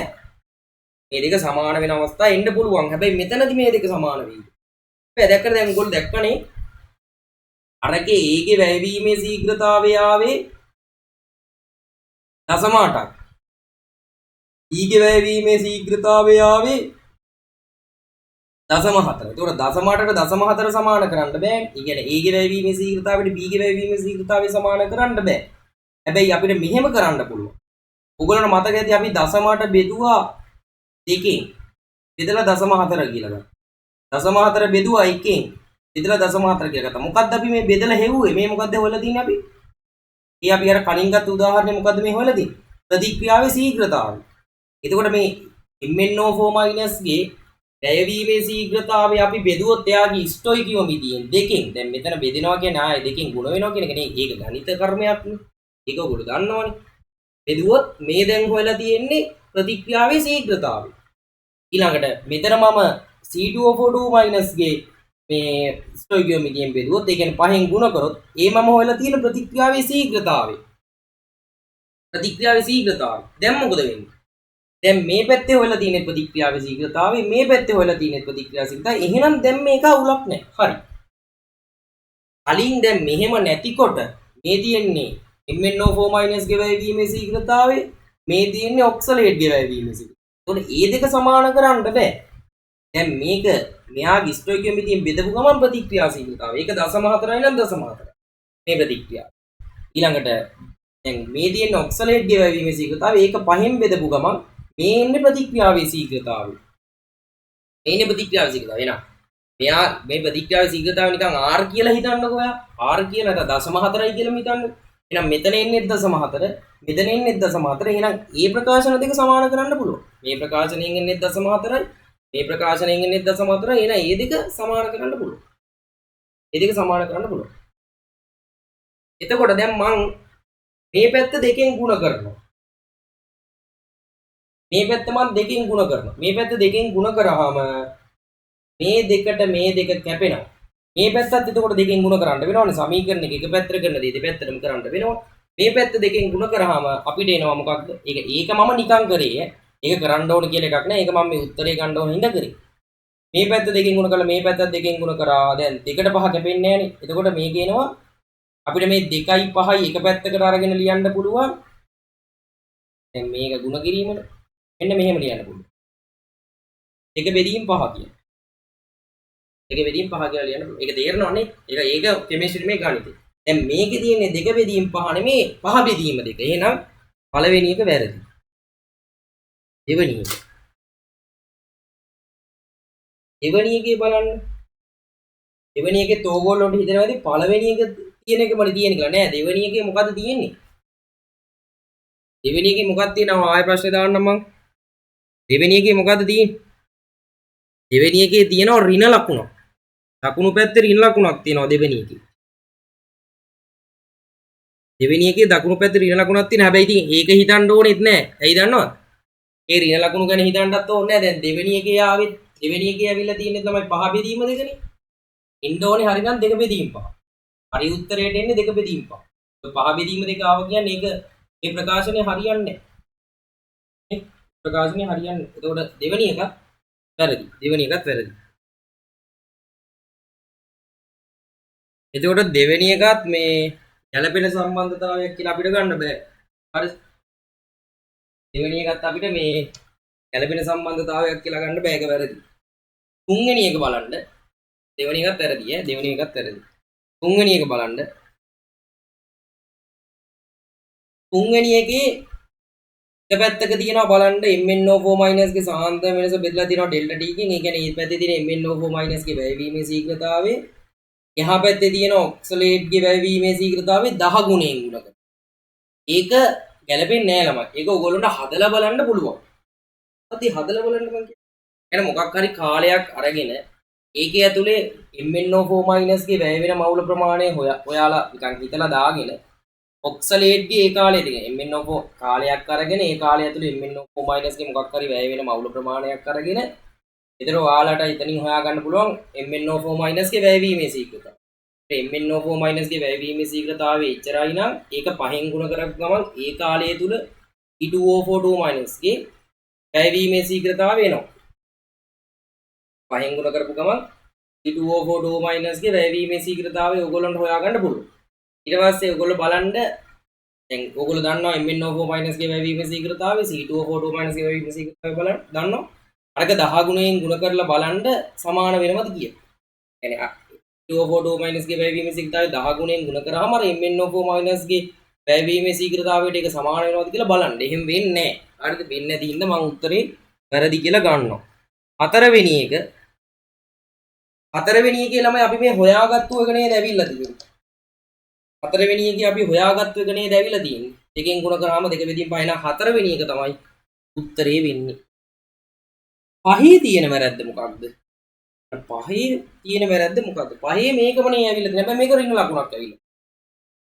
ඒ මොකක්ද ඒ කරලා තියෙන්නේ? දැන් ළමයි මෙතන MnO4- ගේ වැයවීමේ ශීඝ්‍රතාවය මොකක්ද එන්නේ? ඍණාගයක් එන්නේ. මොකක් හරි එනවා නම් ඍණාගයක්. අපි හිතමු ඍණ 0.4ක් එනවා. හරි. වැරදුනා. ඔව් මෙතන දැන් MnO4- ගේ වැයවීමේ ශීඝ්‍රතාවය ඍණ 0.4යි කියලා නෙන්නේ. මොකද ඍණ ලකුණකින් ගුණ කරලා නැහැනේ. ඍණ 0.4ක් කියලා එන්නේ. එතකොට ඒක යාගේ ස්ටොයිකියෝමිතියෙන් බෙදපුවාම මෙතන ශීඝ්‍රතාවය එන්නේ ඍණ 0.2ක් කියලා. මම මේ නිකන් ඍණ 0.4 කියලා ගත්තා. ඍණ 0.2ක් කියලා. එතකොට මෙතන ළමයි අනිවාර්යෙන්ම මේ හොයලා තියෙන්නේ මොකද්ද? මේ හොයලා තියෙන්නේ මොකද්ද? ඔක්සලේට්ගේ වැයවීමේ ශීඝ්‍රතාවය. ඒක එයාගේ ස්ටොයිකියෝමිතියෙන් බෙදපුවාම මොකක්ද දෙන්නේ? එයාගේ ස්ටොයිකියෝමිතියෙන් මෙතන ඍණ ලකුණකින් ගුණ කරපුවම මෙතන ඉන්නේ ධන උත්තරයක් කියන එක තේරෙනවද? වැඩි හිතන්න එපා. දැන් මෙතන ඍණ උත්තරයක් ඉන්නේ ශීඝ්‍රතාවයට මෙතන ධන උත්තරයක්. ඒක ඍණ උත්තරයක් ධන උත්තරයකට සමාන කරන්න බෑ. හැබැයි හතරවෙනි එකේ එක පැත්තක්වත් ඍණ ලකුණෙන් ගුණ කරලා නැහැ. එහෙනම් දෙපැත්තෙම තියෙන ඍණ. ඒ නිසා ඒක හරි. පැත්තෙම තියෙන ඍණ. ඒ නිසා ඒක හරි. පැත්තෙම තියෙන ඍණ නිසා ඒ නිසා ඒක හරි. හරි. ඒක හරි.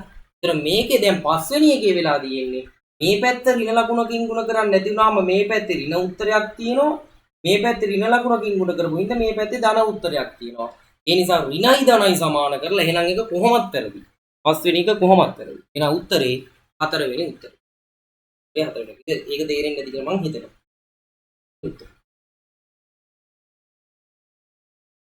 හරි. එතනින් පස්සේ අපි යනවා ඒක ගොඩාක් ලොකු තියරියක් කතා කරා ඈ. හරි. ඒ කියන්නේ මොකුත්ම බැරි කෙනෙක්ට පවා ඒක අපිට මං හිතනවා ඒක හදාගන්න පුළුවන් ඇති කියලා. අර එකපාරට බැරි එකක් එනවා පොඩ්ඩක්. අපි ඊට පස්සේ කතා කරමු ළමයි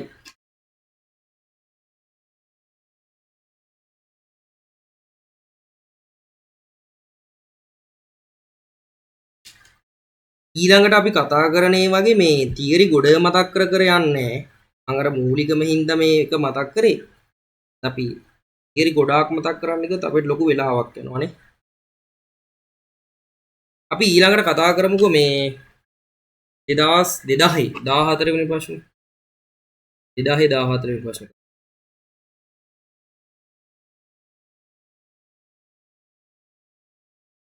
ඔන්න තියෙනවා 2014 වෙනි ප්‍රශ්නේ බලන්න රවුම් කරන්න ඕගොල්ලෝ පේනවා එන්න 2014 වෙනි ප්‍රශ්නේ තියෙනවා බලන්න.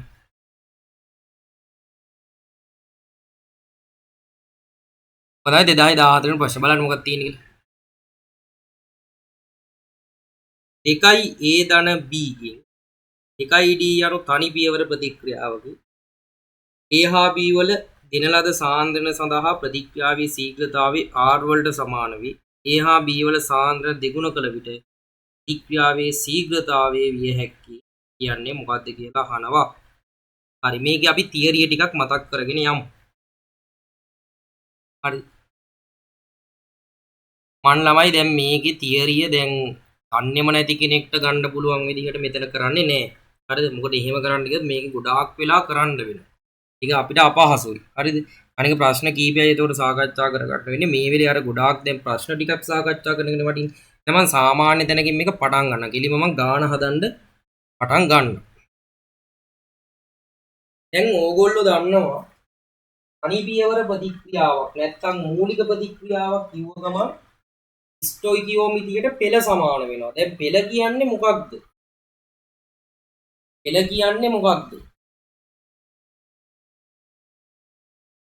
කියන එක මම දැන් මෙතනදී උගන්වන්නේ නැහැ. එහෙම ඉගෙනුනොත් අපිට මේක ලොකු කාලයක් කරන්න වෙනවා. ඒක මම දැන් මෙතන කියන උගන්වන්නේ නැහැ.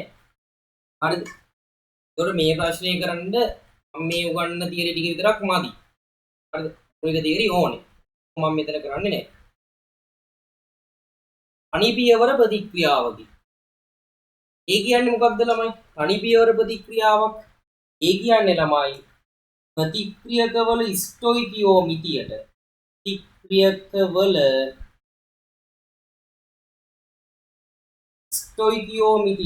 ස්ටොයිකියෝමිතියට සමාන වෙනවා ප්‍රතික්‍රියකවල කවුද? පෙළ.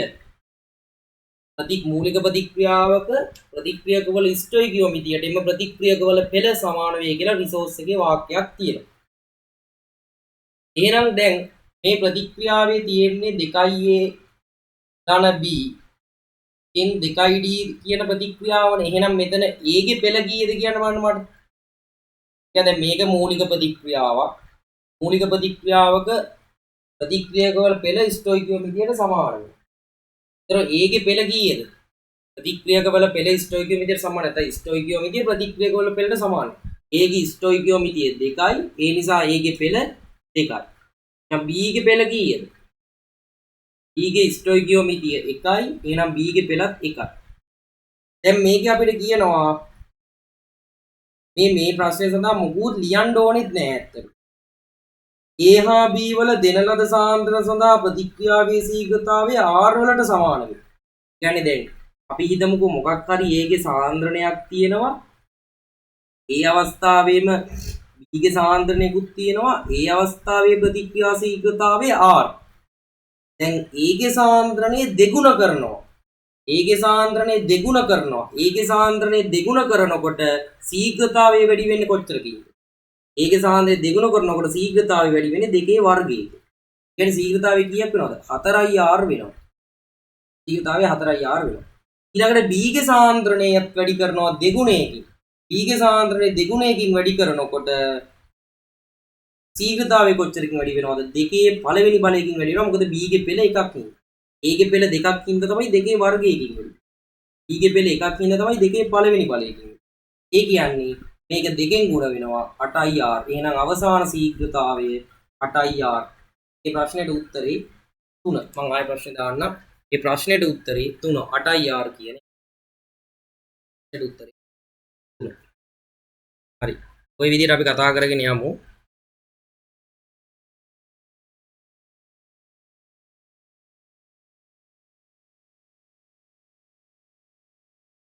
ඊළඟට යමු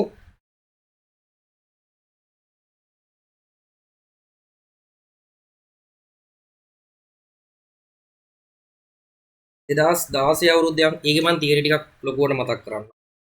2016 කට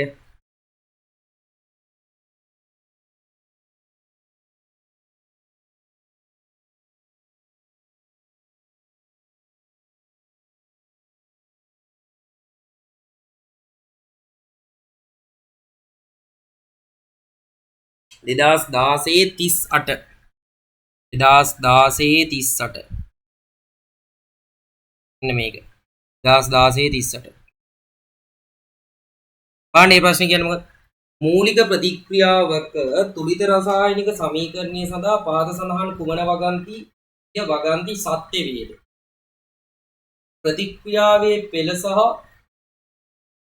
අනුගතාවයේ එකම වේ ප්‍රතික්‍රියාවේ පෙළ අනුගතාවයට වඩා අඩු වේ ප්‍රතික්‍රියාවේ පෙළ අනුගතාවයට වඩා වැඩි වේ අනුගතාව ශූන්‍ය විය නොහැක දැන් ඕක ඕගොල්ලන්ට තේරෙනවා ඕකේ A හරි ගියොත් ළමයි B C දෙකම වර්ධිනවා C හරි ගියොත් E A දෙකම වර්ධිනවා B හරි ගියොත් A සහ C කියන දෙකම වර්ධිනවා නේ ඒ දැන් A හරි ගියා කියලා හිතනවා ඒ කියන්නේ ප්‍රතික්‍රියාවේ පෙළ අනුගතාවය එකම වේ ඒක හරි ගියා කියලා හිතන්න එතකොට ප්‍රතික්‍රියාව පෙළ අනුගතාවයට වඩා අඩු වේ කියන එකත් වැරදි. ප්‍රතික්‍රියාව පෙළ අනුගතාවයට වඩා වැඩි වේ කියන එකත් වැරදි. ඉතින් අනුගතාවයේ පෙළයි එකයි නම් ඒ දෙක වැරදිනවා. ඊළඟට B එහෙම වුණත් AC වැරදිනවා. C එහෙම වුණත් AB වැරදිනවා. ඒක මේවා තියෙනවා ඈ. A level වල පාවිච්චි කරන්න පුළුවන් ට්‍රික්ස් තියෙනවා. හරි අපි එමු. දැන් අනුගතාවය කියන්නේ මොකද්ද? මම මේ ප්‍රතික්‍රියාවම ගන්න අනුගතාවය බෙහෙද්ද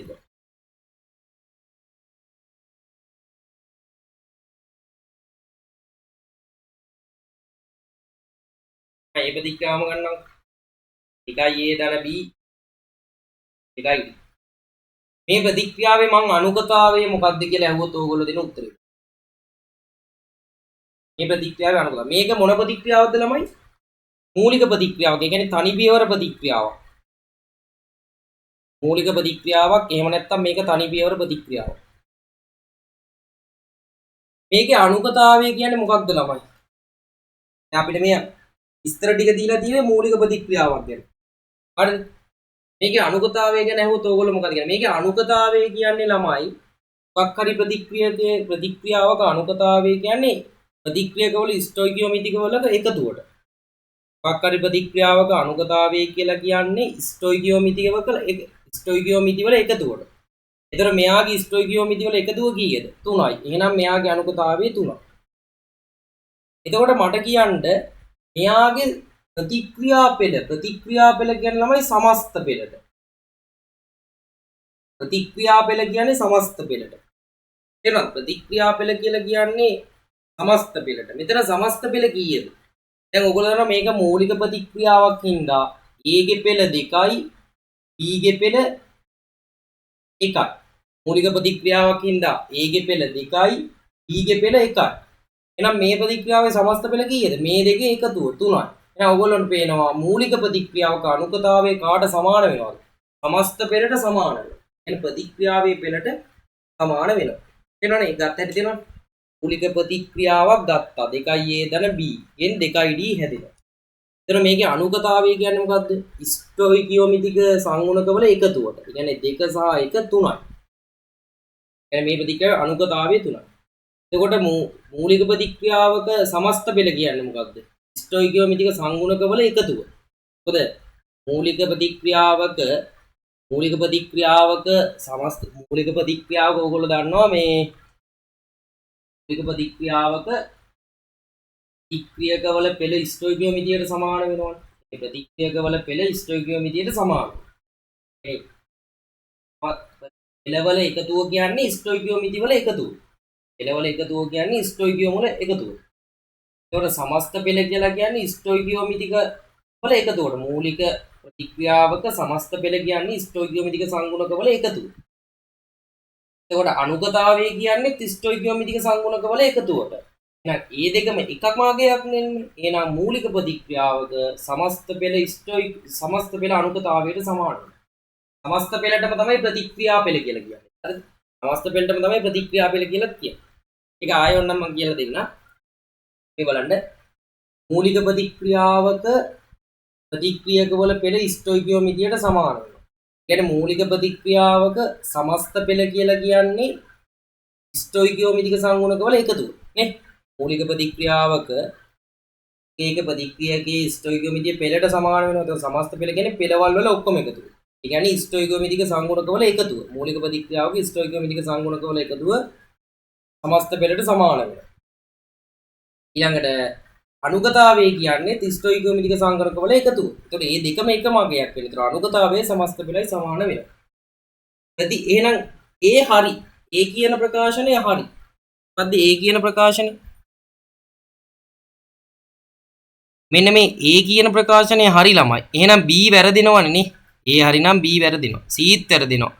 ඇයි ඒ B C වැරදින්නේ? ඉතින් දැන් අපි හොයාගත්ත ප්‍රතික්‍රියාවේ පෙළ අනුගතාවයට සමාන වෙනවා.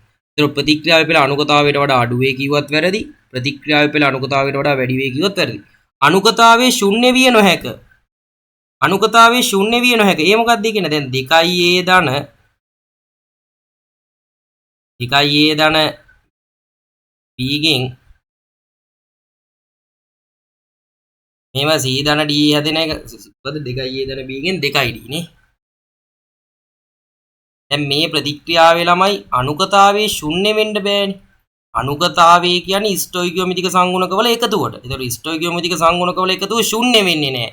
يعني අනුගතාවය ශුන්‍ය වෙන්නේත් නැහැ. තේරෙනවද? අනුගතාවය කියන්නේ මේ ස්ටොයිකියෝමෙට්‍රික සංගුණකවල එකතුවටනේ ළමයි. ඒවා ශුන්‍ය වෙන්නේ නැහැනේ. ඒක ශුන්‍ය වෙන්නේ නැහැ කියන්නේ අනුගතාවය ශුන්‍ය වෙන්නේත් නැහැ. ඒතකොට අනුගතාවය ශුන්‍ය විය නොහැක කියන එක හරි. අනුගතාවය ශුන්‍ය විය නොහැක කියන එක හරි. එහෙනම් ඒකේ A හරි, B වැරදි, C වැරදි, D හරි, AD හරි කියන්නේ උත්තරේ 4. ඉතින් සත්‍යය වහන්නේ AD හරි කියන්නේ උත්තරේ 4. උත්තරේ 4. හරි. ඒවා ඉතින් එහෙම ලොකු ප්‍රශ්න නෙමෙයි හරිද?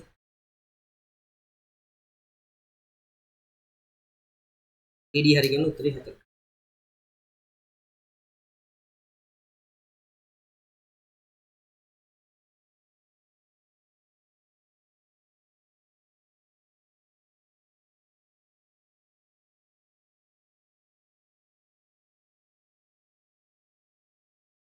ඊළඟට අපි යන්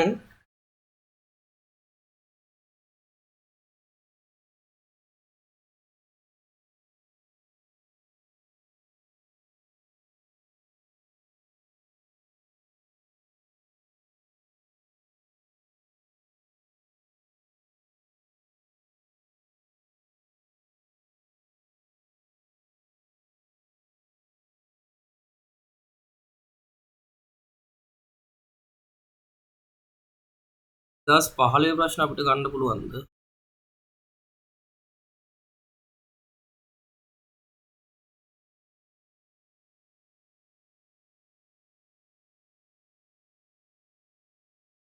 හරි 2015 31 වෙනි MCQ එක දැන් 2015 න් අපිට හම්බුණා මේ මොනවද මේ නාලක රසායනික MCQ දෙකක්. තව තියෙනවා මම දැන් 2015 3ක්ද 4ක්ද මොනවද? හරි. ඕක පොඩි කාලයක් අරගෙන කරන්න බලන්න ඕගොල්ලෝ.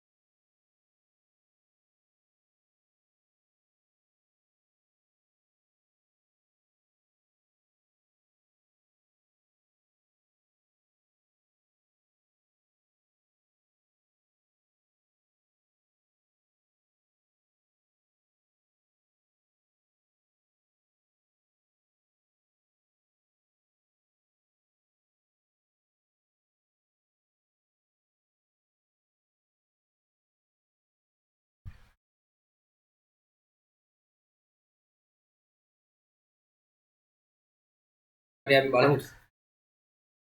හරි. බලන්න මොකද කියන්නේ මූලික ප්‍රතික්‍රියාවක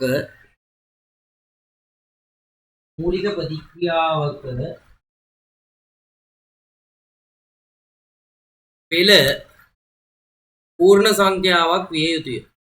මූලික ප්‍රතික්‍රියාවක පෙළ පූර්ණ සංඛ්‍යාවක් විය යුතුය. ඒක හරි නේ ළමයි. මූලික ප්‍රතික්‍රියාවක පෙළ පූර්ණ සංඛ්‍යාවක් විය යුතුය කියන එක හරි. ඒක හරි. ප්‍රතික්‍රියාවක පෙළ පරීක්ෂණාත්මකව නිර්ණය කරනවා කියේකි. ඒක හරියටම හරි. පෙළ කියන එක ළමයි අපිට මේ සමීකරණයක් දාලා එහෙම නැත්නම් සූත්‍රයක් දාලා හොයාගන්න පුළුවන් එකක් නෙමෙයි. ඒක අපි පරීක්ෂණාත්මකව තහවුරු කරන එකක්.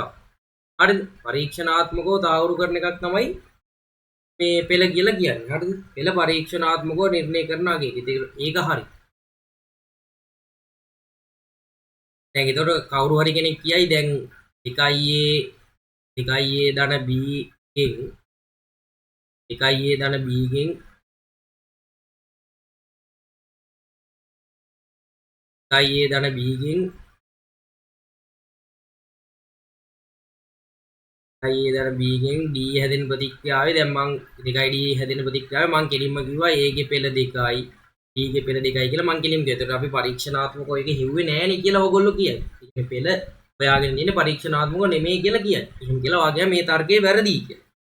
නමුත් ළමයි මූලික ප්‍රතික්‍රියාවක ස්ටොයිකියෝමිතිය පෙළට සමාන වෙනවා කියලා හොයාගන්නෙත් පරීක්ෂණාත්මකව. හරි.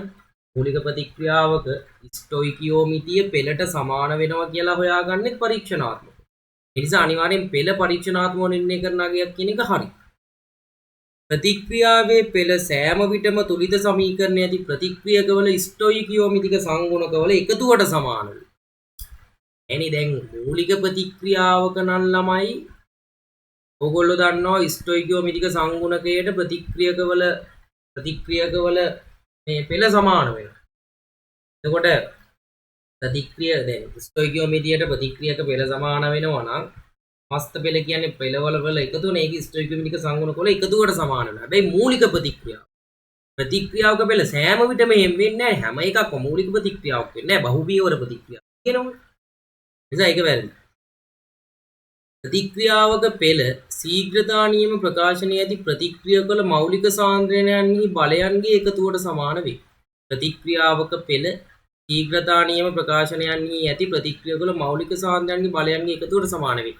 අන්න ඒක පොඩ්ඩක් බලන්න. ඒ මොකක්ද ඒ කියන්නේ?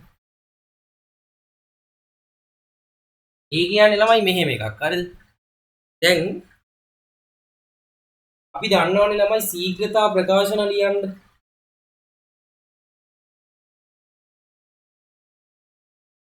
අපි දන්නවා ශීඝ්‍රතා ප්‍රකාශන ලියන්න. දැන් මොකක් හරි ශීඝ්‍රතා ප්‍රකාශනයක් ලියනවා. R සමානයි A ගේ සාන්ද්‍රණයේ දෙවෙනි බලයට B ගේ සාන්ද්‍රණයේ දෙවෙනි බලයට. A ගේ සාන්ද්‍රණයේ දෙවෙනි බලයට B ගේ සාන්ද්‍රණය. දැන් මේ දෙක තුන කියලා මම මොනවද මේ ලියලා තියෙන්නේ? පෙළ. පෙළවල්. A ගේ පෙළ 2යි B ගේ පෙළ 3යි. එහෙනම් මේ ප්‍රතික්‍රියාවේ සමස්ත පෙළ කොච්චරද? සමස්ත පෙළ 5යි. ඒ K කියන්නේ මොකද්ද ළමයි? K කියන්නේ මොකද්ද? K කියන්නේ ශීඝ්‍රතා නියතය. මේක අර සාර්වත්‍ර වායු නියතේ වගේ වෙනස් වෙන්නේ නැති අගයක් ගන්න නියතයක් නෙමෙයි. දැන් සාර්වත්‍ර වායු නියතය නම් කෙලින්ම කොහෙ ගියත් 8.314. හැබැයි K කියන කෙනා එහෙම නැහැ. එයා වෙනස් වෙනවා. එයා ප්‍රතික්‍රියාවෙන් ප්‍රතික්‍රියාවට වෙනස් වෙනවා. උෂ්ණත්වයේ මත එහෙම ශීඝ්‍රතා නියතේ වෙනස් වෙනවා. විශේෂයෙන්ම උෂ්ණත්වයේ මත ශීඝ්‍රතා නියතේ වෙනස් වෙනවා. උත්ප්‍රේරක මත උෂ්ණත්වයේ මත ශීඝ්‍රතා මේ නියතේ වෙනස් වෙනවා. එතන මේ R කියන්නේ මොකද්ද? මේ අවස්ථාවේ ප්‍රතික්‍රියාවේ ශීඝ්‍රතාවය. R කියන්නේ මේ අවස්ථාවේ ප්‍රතික්‍රියාවේ ශීඝ්‍රතාවය. මෙයා උෂ්ණත්වයේ මත උත්ප්‍රේරක මතත් වෙනස් වෙනවා. උත්ප්‍රේරක මතත් වෙනස් වෙනවා. පෙළ වෙනස් වෙන්නේ මොකක් මතද? පෙළ වෙනස් වෙන්නේ ළමයි උත්ප්‍රේරක මත විතරයි. ඒකත් හැමතිස්සෙම වෙනස් වෙන්නේ නැහැ. පෙළ වෙනස් වෙන්නේ උත්ප්‍රේරක මත විතරයි. ඒකත් හැමතිස්සෙම වෙනස් වෙන්නේ නැහැ. දැන් අනිවාර්යෙන් උෂ්ණත්වයේ උත්ප්‍රේරකයි දැන් උෂ්ණත්වයේ වෙනස් වෙලා උත්ප්‍රේරකයක් මොකක් කරේ දැම්මොත් ශීඝ්‍රතා නියතේ වෙනස් වෙනවා. පෙළ රඳා පවතිනවා නම් රඳා පවතින්නේ උත්ප්‍රේරක මත විතරයි. එහෙම කියලා හැමතිස්සෙම උත්ප්‍රේරක මත රඳා පවතින්නේ නැහැ. ඒකත් හොඳට මතක තියාගන්න. එතකොට මොකක්ද මේ ප්‍රකාශනය කියන්නේ? ප්‍රතික්‍රියාවක පෙළ ශීඝ්‍රතා නියම ප්‍රකාශනය ඇති. මේ ප්‍රකාශනයට අපි කියනවා ශීඝ්‍රතා නියම ප්‍රකාශනය, ශීඝ්‍රතා ප්‍රකාශනය කියලාත් අපි කියනවා. ශීඝ්‍රතා නියම ප්‍රකාශනයක් තියෙනවා, ශීඝ්‍රතා ප්‍රකාශනය කියලාත් කියනවා. එහෙනම් ප්‍රතික්‍රියාවක පෙළ ශීඝ්‍රතා නියම ප්‍රකාශනයේ ඇති ප්‍රතික්‍රියකවල මෞලික සාන්ද්‍රයන්ගේ බලයන්ගේ එකතුවට සමාන වේ. ඒක හරි. මේ ප්‍රකාශනය හරි. ප්‍රතික්‍රියාවක පෙළ කියන්නේ සමස්ත පෙළ ශීඝ්‍රතා නියම ප්‍රකාශනයේ තියෙන ප්‍රතික්‍රියකවල මෞලික සාන්ද්‍රයන් බලයන් එකතුවට සමානයි. කියන්නේ මෞලික සාන්ද්‍රයන් බලයන් එකතුවට සමාන කියන්නේ මෙන්න මේ දෙකට සමස්ත පෙළ සමාන වෙනවා කියලා. ඒක හරියි. ඒකේ A හරි ගියා, B හරි ගියා, D හරි ගියා. උත්තරේ 5. A B D කියන්නේ මේ ප්‍රශ්නෙට උත්තරේ 5 කියලා අපිට ගන්න පුළුවන්. 5 කියලා ගන්න පුළුවන්.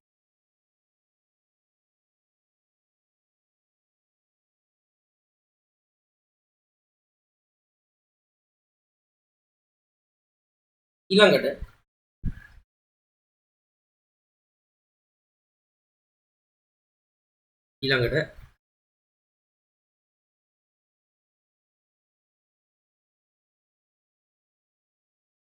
අපි ඊළඟට කරමු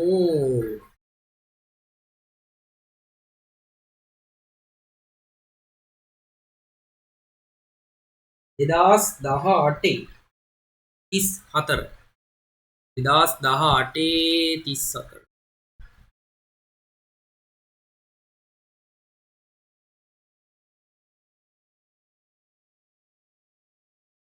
මෙන්න මේක බලන්න 2018 34 බලන්න මේක මූලික ප්‍රතික්‍රියාවක පෙළ පරීක්ෂණාත්මකව නිර්ණය කිරීමේදී උෂ්ණත්වයේ නියතාංගයක පවත්වා ගත යුතු වන්නේ මූලික ප්‍රතික්‍රියාවක පෙළ පරීක්ෂණාත්මකව නිර්ණය කිරීමේදී උෂ්ණත්වයේ නියතාංගයක පවත්වා ගත යුතු වන්නේ ඇයි? ප්‍රතික්‍රියාවේ පෙළ උෂ්ණත්වය මත රඳා පවතින නිසායි. වැරදිනේ. දැන් අපෙන් අහන්නේ මූලික ප්‍රතික්‍රියාවක් ඇයි? දැන් මූලික ප්‍රතික්‍රියාවක පෙළ පරීක්ෂණාත්මකව නිර්ණය කරනවානේ. පෙළ අනිවාර්යෙන් පරීක්ෂණාත්මකව තමයි නිර්ණය කරන්නේ. ඒතර මූලික ප්‍රතික්‍රියාවක පෙළ පරීක්ෂණාත්මකව නිර්ණය කරනකොට උෂ්ණත්වයේ ඇයි නියතාංගයක පවත්ව ගන්න? ඇයි උෂ්ණත්වයේ නියතාංගයක පවත්ව ගන්න? පළවෙනි එක ප්‍රතික්‍රියාවේ පෙළ උෂ්ණත්වයේ මත රඳාපවතින එක වැරදි. සක්‍රීයන ශක්තිය උෂ්ණත්වයේ සමග වෙනස් වෙන නිසායි. මොකද්ද ඔය සක්‍රීයන ශක්තිය කියන්නේ? අන්න ඒක පොඩ්ඩක් කියන්න. ඒක අපි කෙලිකලි පැහැදිලි කරමු.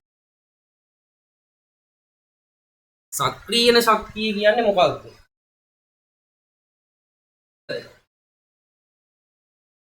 සක්‍රීයන ශක්තිය කියන්නේ මොකක්ද?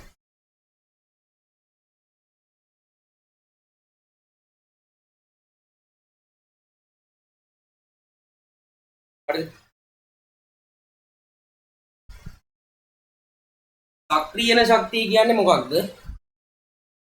දැන් ළමයි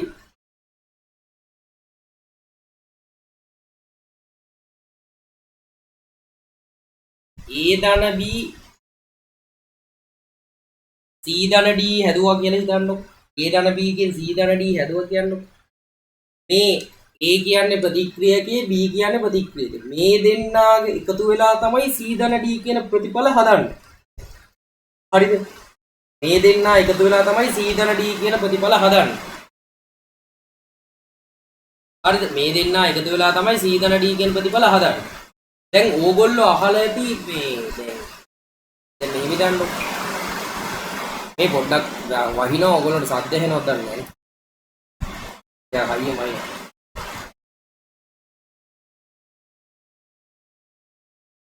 මම මෙතන ස්ටොයිකියෝමෙට්‍රික සංගුණකක් දාන්නම්කෝ 2ට 1ට 3ට 4 වගේ. හැමදාම 4 ගන්න එක අපි මෙතන ගමු. බලන්නකො. දැන් ළමයි මම කිව්වොත් දැන් මේකේ A ගේ මවුල 2කට B ගේ මවුල 1යිනේ ප්‍රතික්‍රියා කරන්නේ. මම මේකට දානවා ළමයි A ගේ මවුල 8ක්. මම දානවා B ගේ මවුල 4ක්. එහෙනම් C ගේ මවුල කොච්චරක් එන්න ඕනද? D ගේ මවුල කොච්චරක් එන්න ඕනද? A ගේ මවුල 2කට එන්නේ D ගේ මවුල 2යි. එහෙනම් A ගේ මවුල 1කට එන්නේ D ගේ මවුල 1යි. එහෙනම් A ගේ මවුල 8කට එන්නේ D ගේ මවුල 8යි. මොකද A ගේ මවුල 8ම A ගේ මවුල 8ම B ගේ මවුල 4ත් එක්ක ප්‍රතික්‍රියා කරලා D ගේ මවුල 8ක් හදනවා. C ගේ මවුල 12ක් හදනවා. 12ක් හදනවා. දැන් තියරිකලි අපි කිව්වට සෛද්ධාන්තිකව අපි කිව්වට මෙයාගේ මවුල 8කුයි මෙයාගේ මවුල 4කුයි එකතු වෙලා මෙයාගේ මවුල 12කුයි මෙයාගේ මවුල 8කුයි හදනවා කියලා. ඇත්තට මේක එහෙම වෙන්නේ නෑ ළමයි. මොකද මෙයාගේ මවුල 8ක් එක්ක හරියටම මෙයාගේ මවුල 4ක් ප්‍රතික්‍රියා කරා කියලා මෙයාගේ මවුල 12කුයි මෙයාගේ මවුල 8කුයි හැදෙන්නේ නෑ. හේතුව තමයි මොකක් හරි ප්‍රතික්‍රියක ඵල හදන්න නම් සපුරාලන්න ඕන නීතිමය අවශ්‍ය නීතිමය කියන්නේ සපුරාලන්න ඕන අවශ්‍යතා තුනක් තියෙනවා. මේ ප්‍රතික්‍රියක වලින් මේ ඵල හදන්න සපුරාලන්න ඕන අවශ්‍යතා තුනක් තියෙනවා. දැන් අපි සෛද්ධාන්තිකව නම් කියනවා මෙයාගේ මවුල 8කට මෙයාගේ මවුල 4ක් ප්‍රතික්‍රියා කරා මෙයාගේ මවුල 12කුයි මෙයාගේ මවුල 8කුයි එයි කියලා. හැබැයි එහෙම එන්නේ නැහැ. ඒකට හේතුව හැම ප්‍රතික්‍රියක අංශුවක්ම හැම A සහ B කියන ප්‍රතික්‍රියක අංශුම මෙන්න මේ නීතිමය අවශ්‍යතා තුන පිළිපදින්නේ. ඒ අවශ්‍යතා තුන පිළිපදින්නේ නැති වුණ ගමන් ප්‍රතිඵල හැදෙන්නේ නැහැ. මොනවද ඒ අවශ්‍යතා තුන? එකක් තමයි ප්‍රතික්‍රියක අංශු ගැටෙන්න ඕනේ.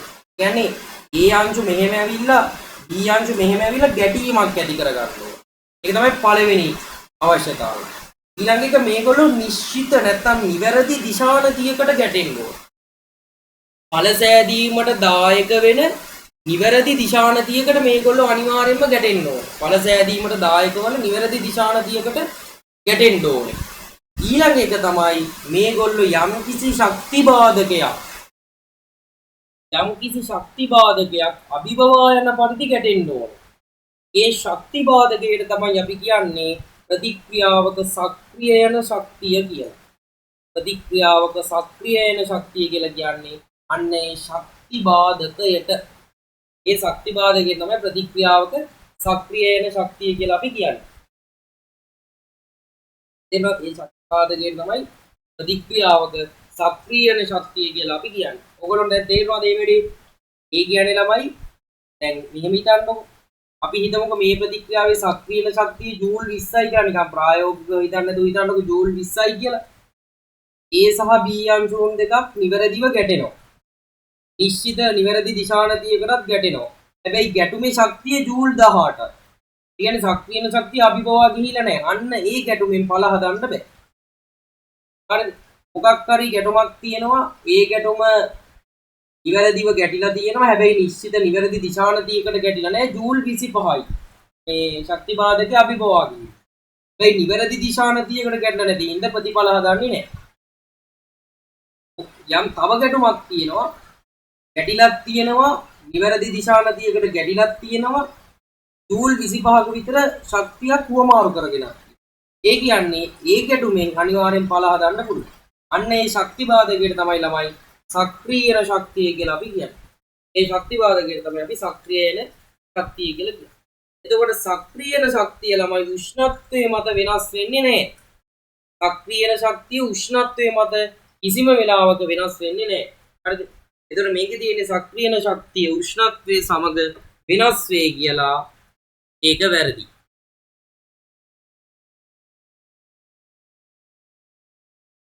ඒක වැරදි. සක්‍රීය ශක්තිය උෂ්ණත්වයේ සමග වෙනස් වෙන්නේ නැහැ. ඒක වැරදි. හරිද? ඊළඟට ප්‍රතික්‍රියාවේ යන්ත්‍රණය උෂ්ණත්වයේ සමග වෙනස් වන නිසාය. ඒ කියන්නේ මොකද ඉතින්? ප්‍රතික්‍රියාවේ යාන්ත්‍රණය ළමයි උෂ්ණත්වයේ එක්ක වෙනස් වෙන්නේ නැහැ. යාන්ත්‍රණය කියන්නේ ප්‍රතික්‍රියාව සිද්ධ වෙන ආකාරය. ඒක උෂ්ණත්වයේ මත වෙනස් වෙන්නේ නැහැ. ශීඝ්‍රතා නියතේ උෂ්ණත්වයේ සමග වෙනස් වෙන නිසා මම දැන් කලිනුත් කිව්වා ශීඝ්‍රතා නියතේ කියන්නේ මෙයා උෂ්ණත්වය සහ උත්ප්‍රේරක මත වෙනස් වෙනවා. එහෙනම් මේක තමයි උත්තරේ 5.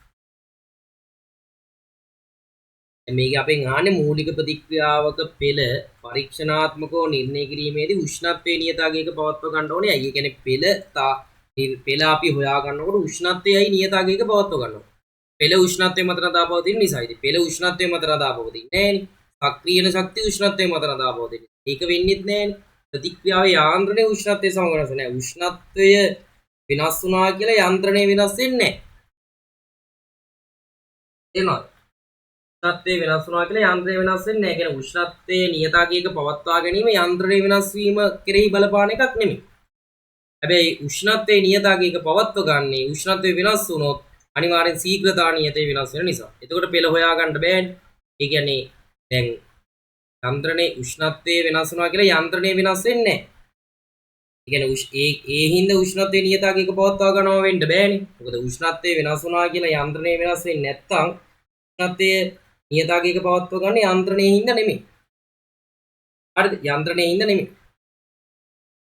තේරෙනවද? යන්ත්‍රණයේ හින්දා නෙමෙයි. හැබැයි ශීඝ්‍රතා නියතේ උෂ්ණත්වයේ සමග වෙනස් වෙන නිසා. මොකද උෂ්ණත්වයේ වෙනස් වුණොත් ශීඝ්‍රතා නියතේ වෙනස් වෙනවා. ඒතකොට පෙළ හොයා ගන්න බැරි වෙනවා. උෂ්ණත්වයේ නියතව තියාගත්තොත් ශීඝ්‍රතා නියතේ නියතව තියෙනවා. ඒතකොට පෙළ හොයා ගන්න පුළුවන්. උත්තරේ පහ විදියට අපිට ගන්න පුළුවන්. ඒකට උත්තරේ පහ විදියට අපිට ගන්න පුළුවන්.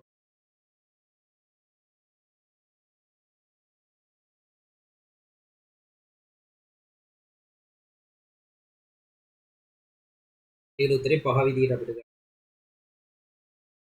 හරි. ඔහොමම අපි යනවා 2018 30 වෙනි ගාන. මගේ මේ 2018 සෑහෙන ප්‍රශ්න දීලා තිනවා. 2018 30 වෙනි එකට යනවා. මෙන්න මේකට. බලන්න. ඒක හොඳයි ටිකක්. ප්‍රශ්නේ.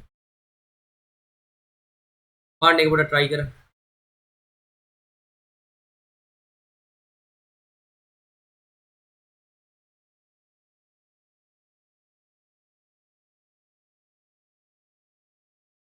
මේ 30 වෙනි ප්‍රශ්නේ කරලා දවසට අපි වැඩේ නවත්තමු. මේ ඊළඟ ප්‍රශ්න ටික අපි තව ප්‍රශ්න අපි කතා කරනවා. මේක අපි part 1 එක කියලා දාන්නම්. part 2 එකක් අපි ඉස්සරහට part 2 එකක් 3 එකක් වගේ දාලා චාලක රසායන ප්‍රශ්න ඔක්කොම ටික කතා කරමු. අපි ඒක කතා කරලා අද දවසට අපි නවත්තමු.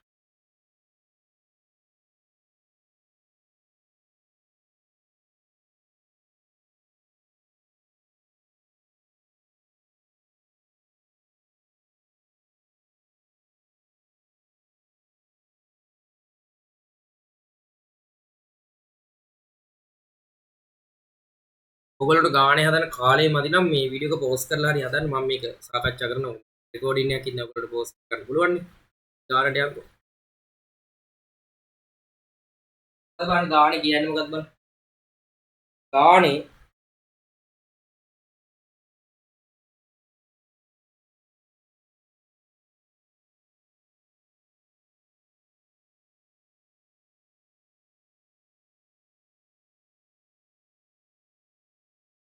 මෙන්න මෙහෙම දීලා තියෙනවා අපිට ප්‍රතික්‍රියාවක් නේ. S2O3 2 equals එකක් H plus equals අලිය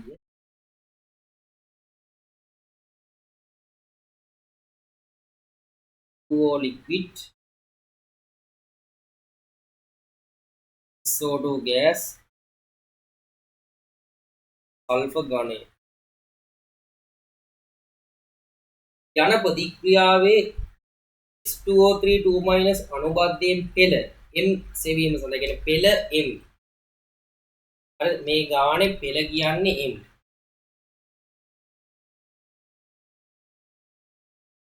පෙළ සෙවීම සඳහා පරීක්ෂණයක් සිදු කරන ලදී. අම්ල ද්‍රාවණයකට ඝන ඩෙසිමීටරයට බහුල 0.1 S2O3 2 විවිධ පරිමාවන් එකතු කරමින් ප්‍රතික්‍රියාවේ ආරම්භක ශීඝ්‍රතාවය මනින ලදී. ප්‍රතික්‍රියා මිශ්‍රණයේ H+ සාන්ද්‍රණය නියතව පවත්වාගත් නමුත් මුළු පරිමාව වෙනස් වීමට ඉඩ හරින ලදී. ප්‍රතික්‍රියාවේ ආරම්භක ශීඝ්‍රතාවය පිළිබඳ පහත සඳහන් කුමන සම්බන්ධය නිවැරදි වේද? ප්‍රශ්නයක්. මෙහෙම කතාවක් ඔතන ඉන්නේ. උතර බලන්න. මේකේ අපිට කියනවා ප්‍රතික්‍රියාවේ S2O3 2 අනුබද්ධයෙන් පෙළ සෙවීම සඳහා පරීක්ෂණයක් සිදු කරන ලදී. අම්ල ද්‍රාවණයට ඝන ඩෙසිමීටරයට මවුල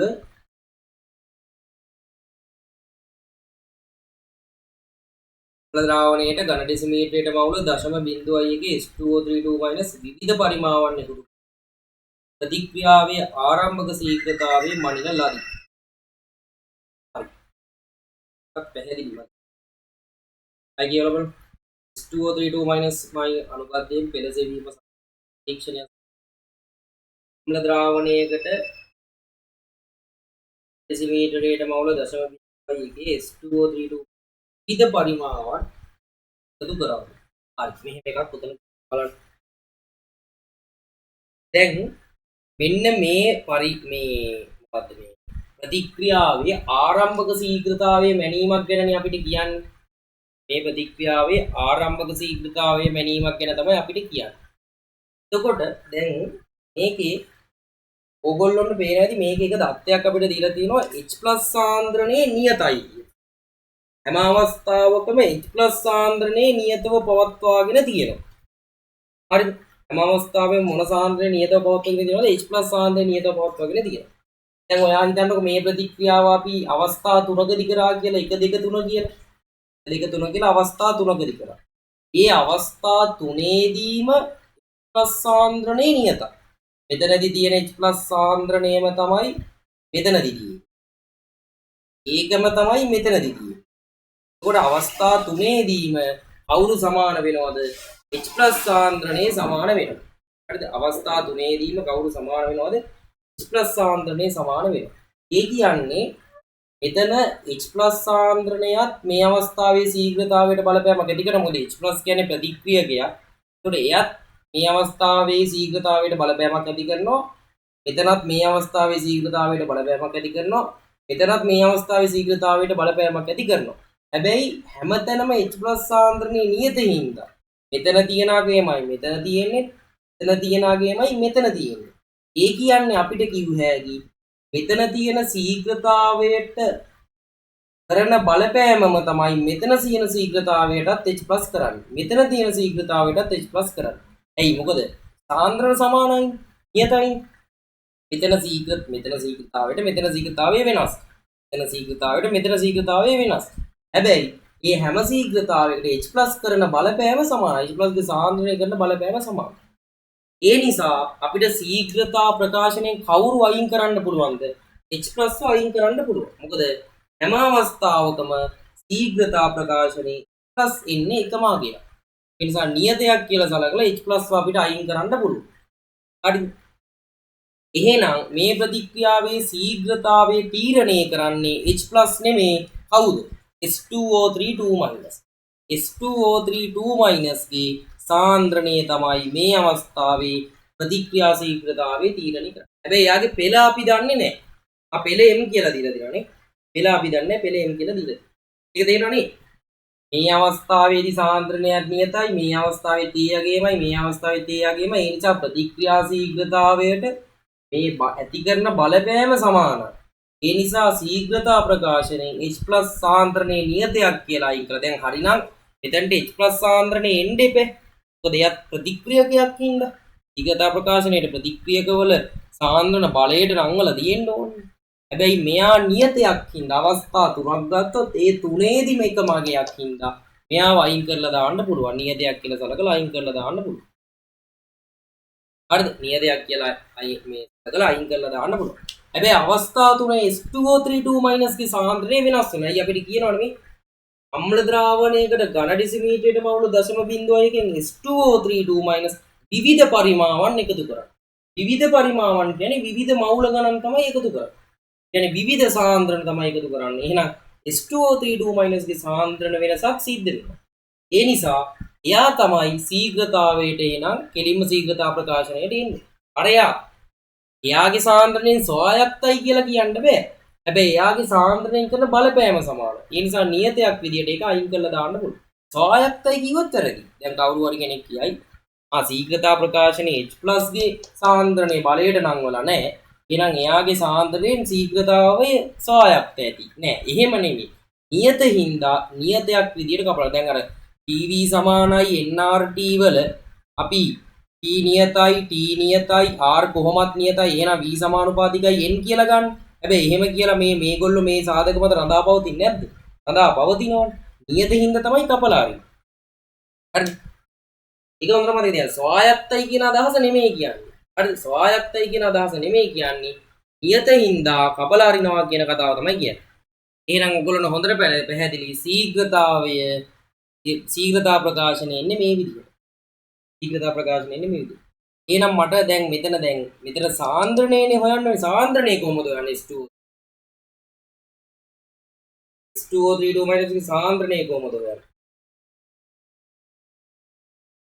දැන් අපි අම්ල ද්‍රාවණයේ තියෙනවනේ මෙහෙම අම්ල ද්‍රාවණයට H2O32 minus දානවා හරිද දැන් එන අපි දන්නවා මේ මෙයාගේ සාන්ද්‍රණය තමයි ශීඝ්‍රතාවය ප්‍රකාශනයට එන්නේ එතකොට H2O32 minus ගේ සාන්ද්‍රණය හොයාගන්න ඕනේ දැන් අපි අම්ල ද්‍රාවණයේ මොකක් හරි x කියලා පරිමාවක් තියෙනවා කියලා හිතන්නකෝ ඒකට දානවා H2O32 minus v පරිමාව සිම්පල් v පරිමාවක් දානවා H2O32 minus සිම්පල් v පරිමාවක් අපි මේකට දානවා දැන් එතකොට එහෙම දාපුවම මේකේ මුළු පරිමාව x ධන සිම්පල් v නේ ඒක සමානයිලු v ටලු. ඇයි අපිට දීලා තියෙන මුළු පරිමාව කැපිටල් v කියලා. මුළු පරිමාව කැපිටල් v කියලා කියනවා. එහෙනම් මෙයාගේ සාන්ද්‍රණය කොහොමද හොයන්නේ අපි? මෙයාගේ සාන්ද්‍රණය කොහොමද හොයන්නේ? දැන් අපිට කියනවා අම්ල ද්‍රාවණයට ඝන ඩෙසිමීටරයට මවුල 0.1කින් v පරිමාවක් දානවා. 0.1කින් v පරිමාවක් දානවා කියන්නේ කොච්චරක්ද දාන්නේ කියන්නේ? අපි දන්නවනේ c සමානයි n බෙදීම v. සාන්ද්‍රණයේ ඝන ඩෙසිමීටරයට මවුල 0.1යිලු. එකෙන් v පරිමාවක්ලු සිම්පල් v පරිමාවක්ලු දාන්නේ. එහෙනම් n කොච්චරද? n බෙදීම v සිම්පල් v. එතකොට n කියන්නේ 0.1යි v. එහෙනම් මෙච්චර මවුල ප්‍රමාණයක් තමයි දාන්නේ. يعني මේ දාන සිම්පල් v කියන පරිමාව ඇතුලේ H2O32 මවුල තියෙනවා කොච්චරද? 0.1යි සිම්පල් v ප්‍රමාණය. මේකට H2O32 සිම්පල් v පරිමාවක් දානකොට ඒකේ ඇතුලේ H2O32 මවුල 0.1යි v මවුල ප්‍රමාණයක් තියෙනවා. එහෙනම් 0.1යි v මවුල ප්‍රමාණයක් මේකට දාපුවාම මේක ඇතුලේ දැන් H2O32 0.1යි v පරිමාවක් තියෙනවා. හැබැයි කොච්චර පරිමාවක් ඇතුලේද? කැපිටල් v පරිමාවක් ඇතුලේ. එහෙනම් දැන් සාන්ද්‍රණය කොච්චරද? සාන්ද්‍රණය කියන්නේ n බෙදීම v.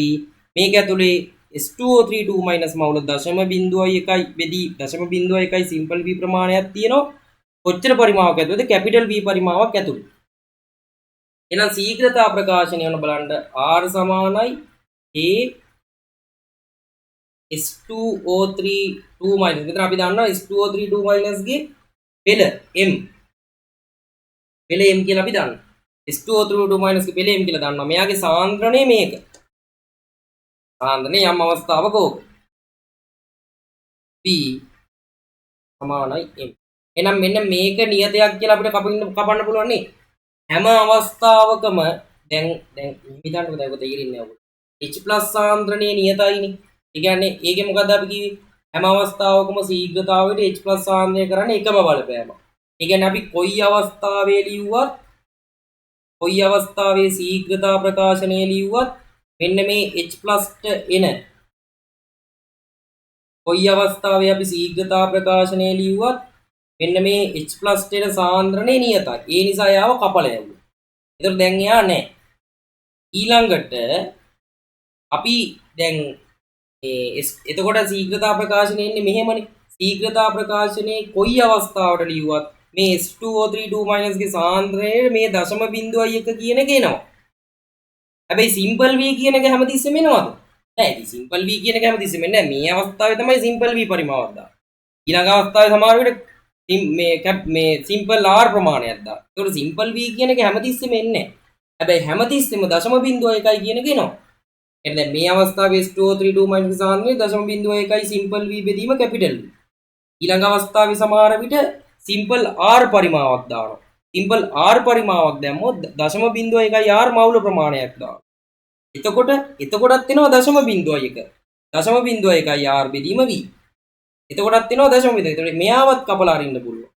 එයාවත් කපලා අරින්න. හැබැයි අපිට r කියන එක දැන් මෙතන දීලා නැහැ. එහෙනම් අවසාන පිළිතුර ගන්න පුළුවන්.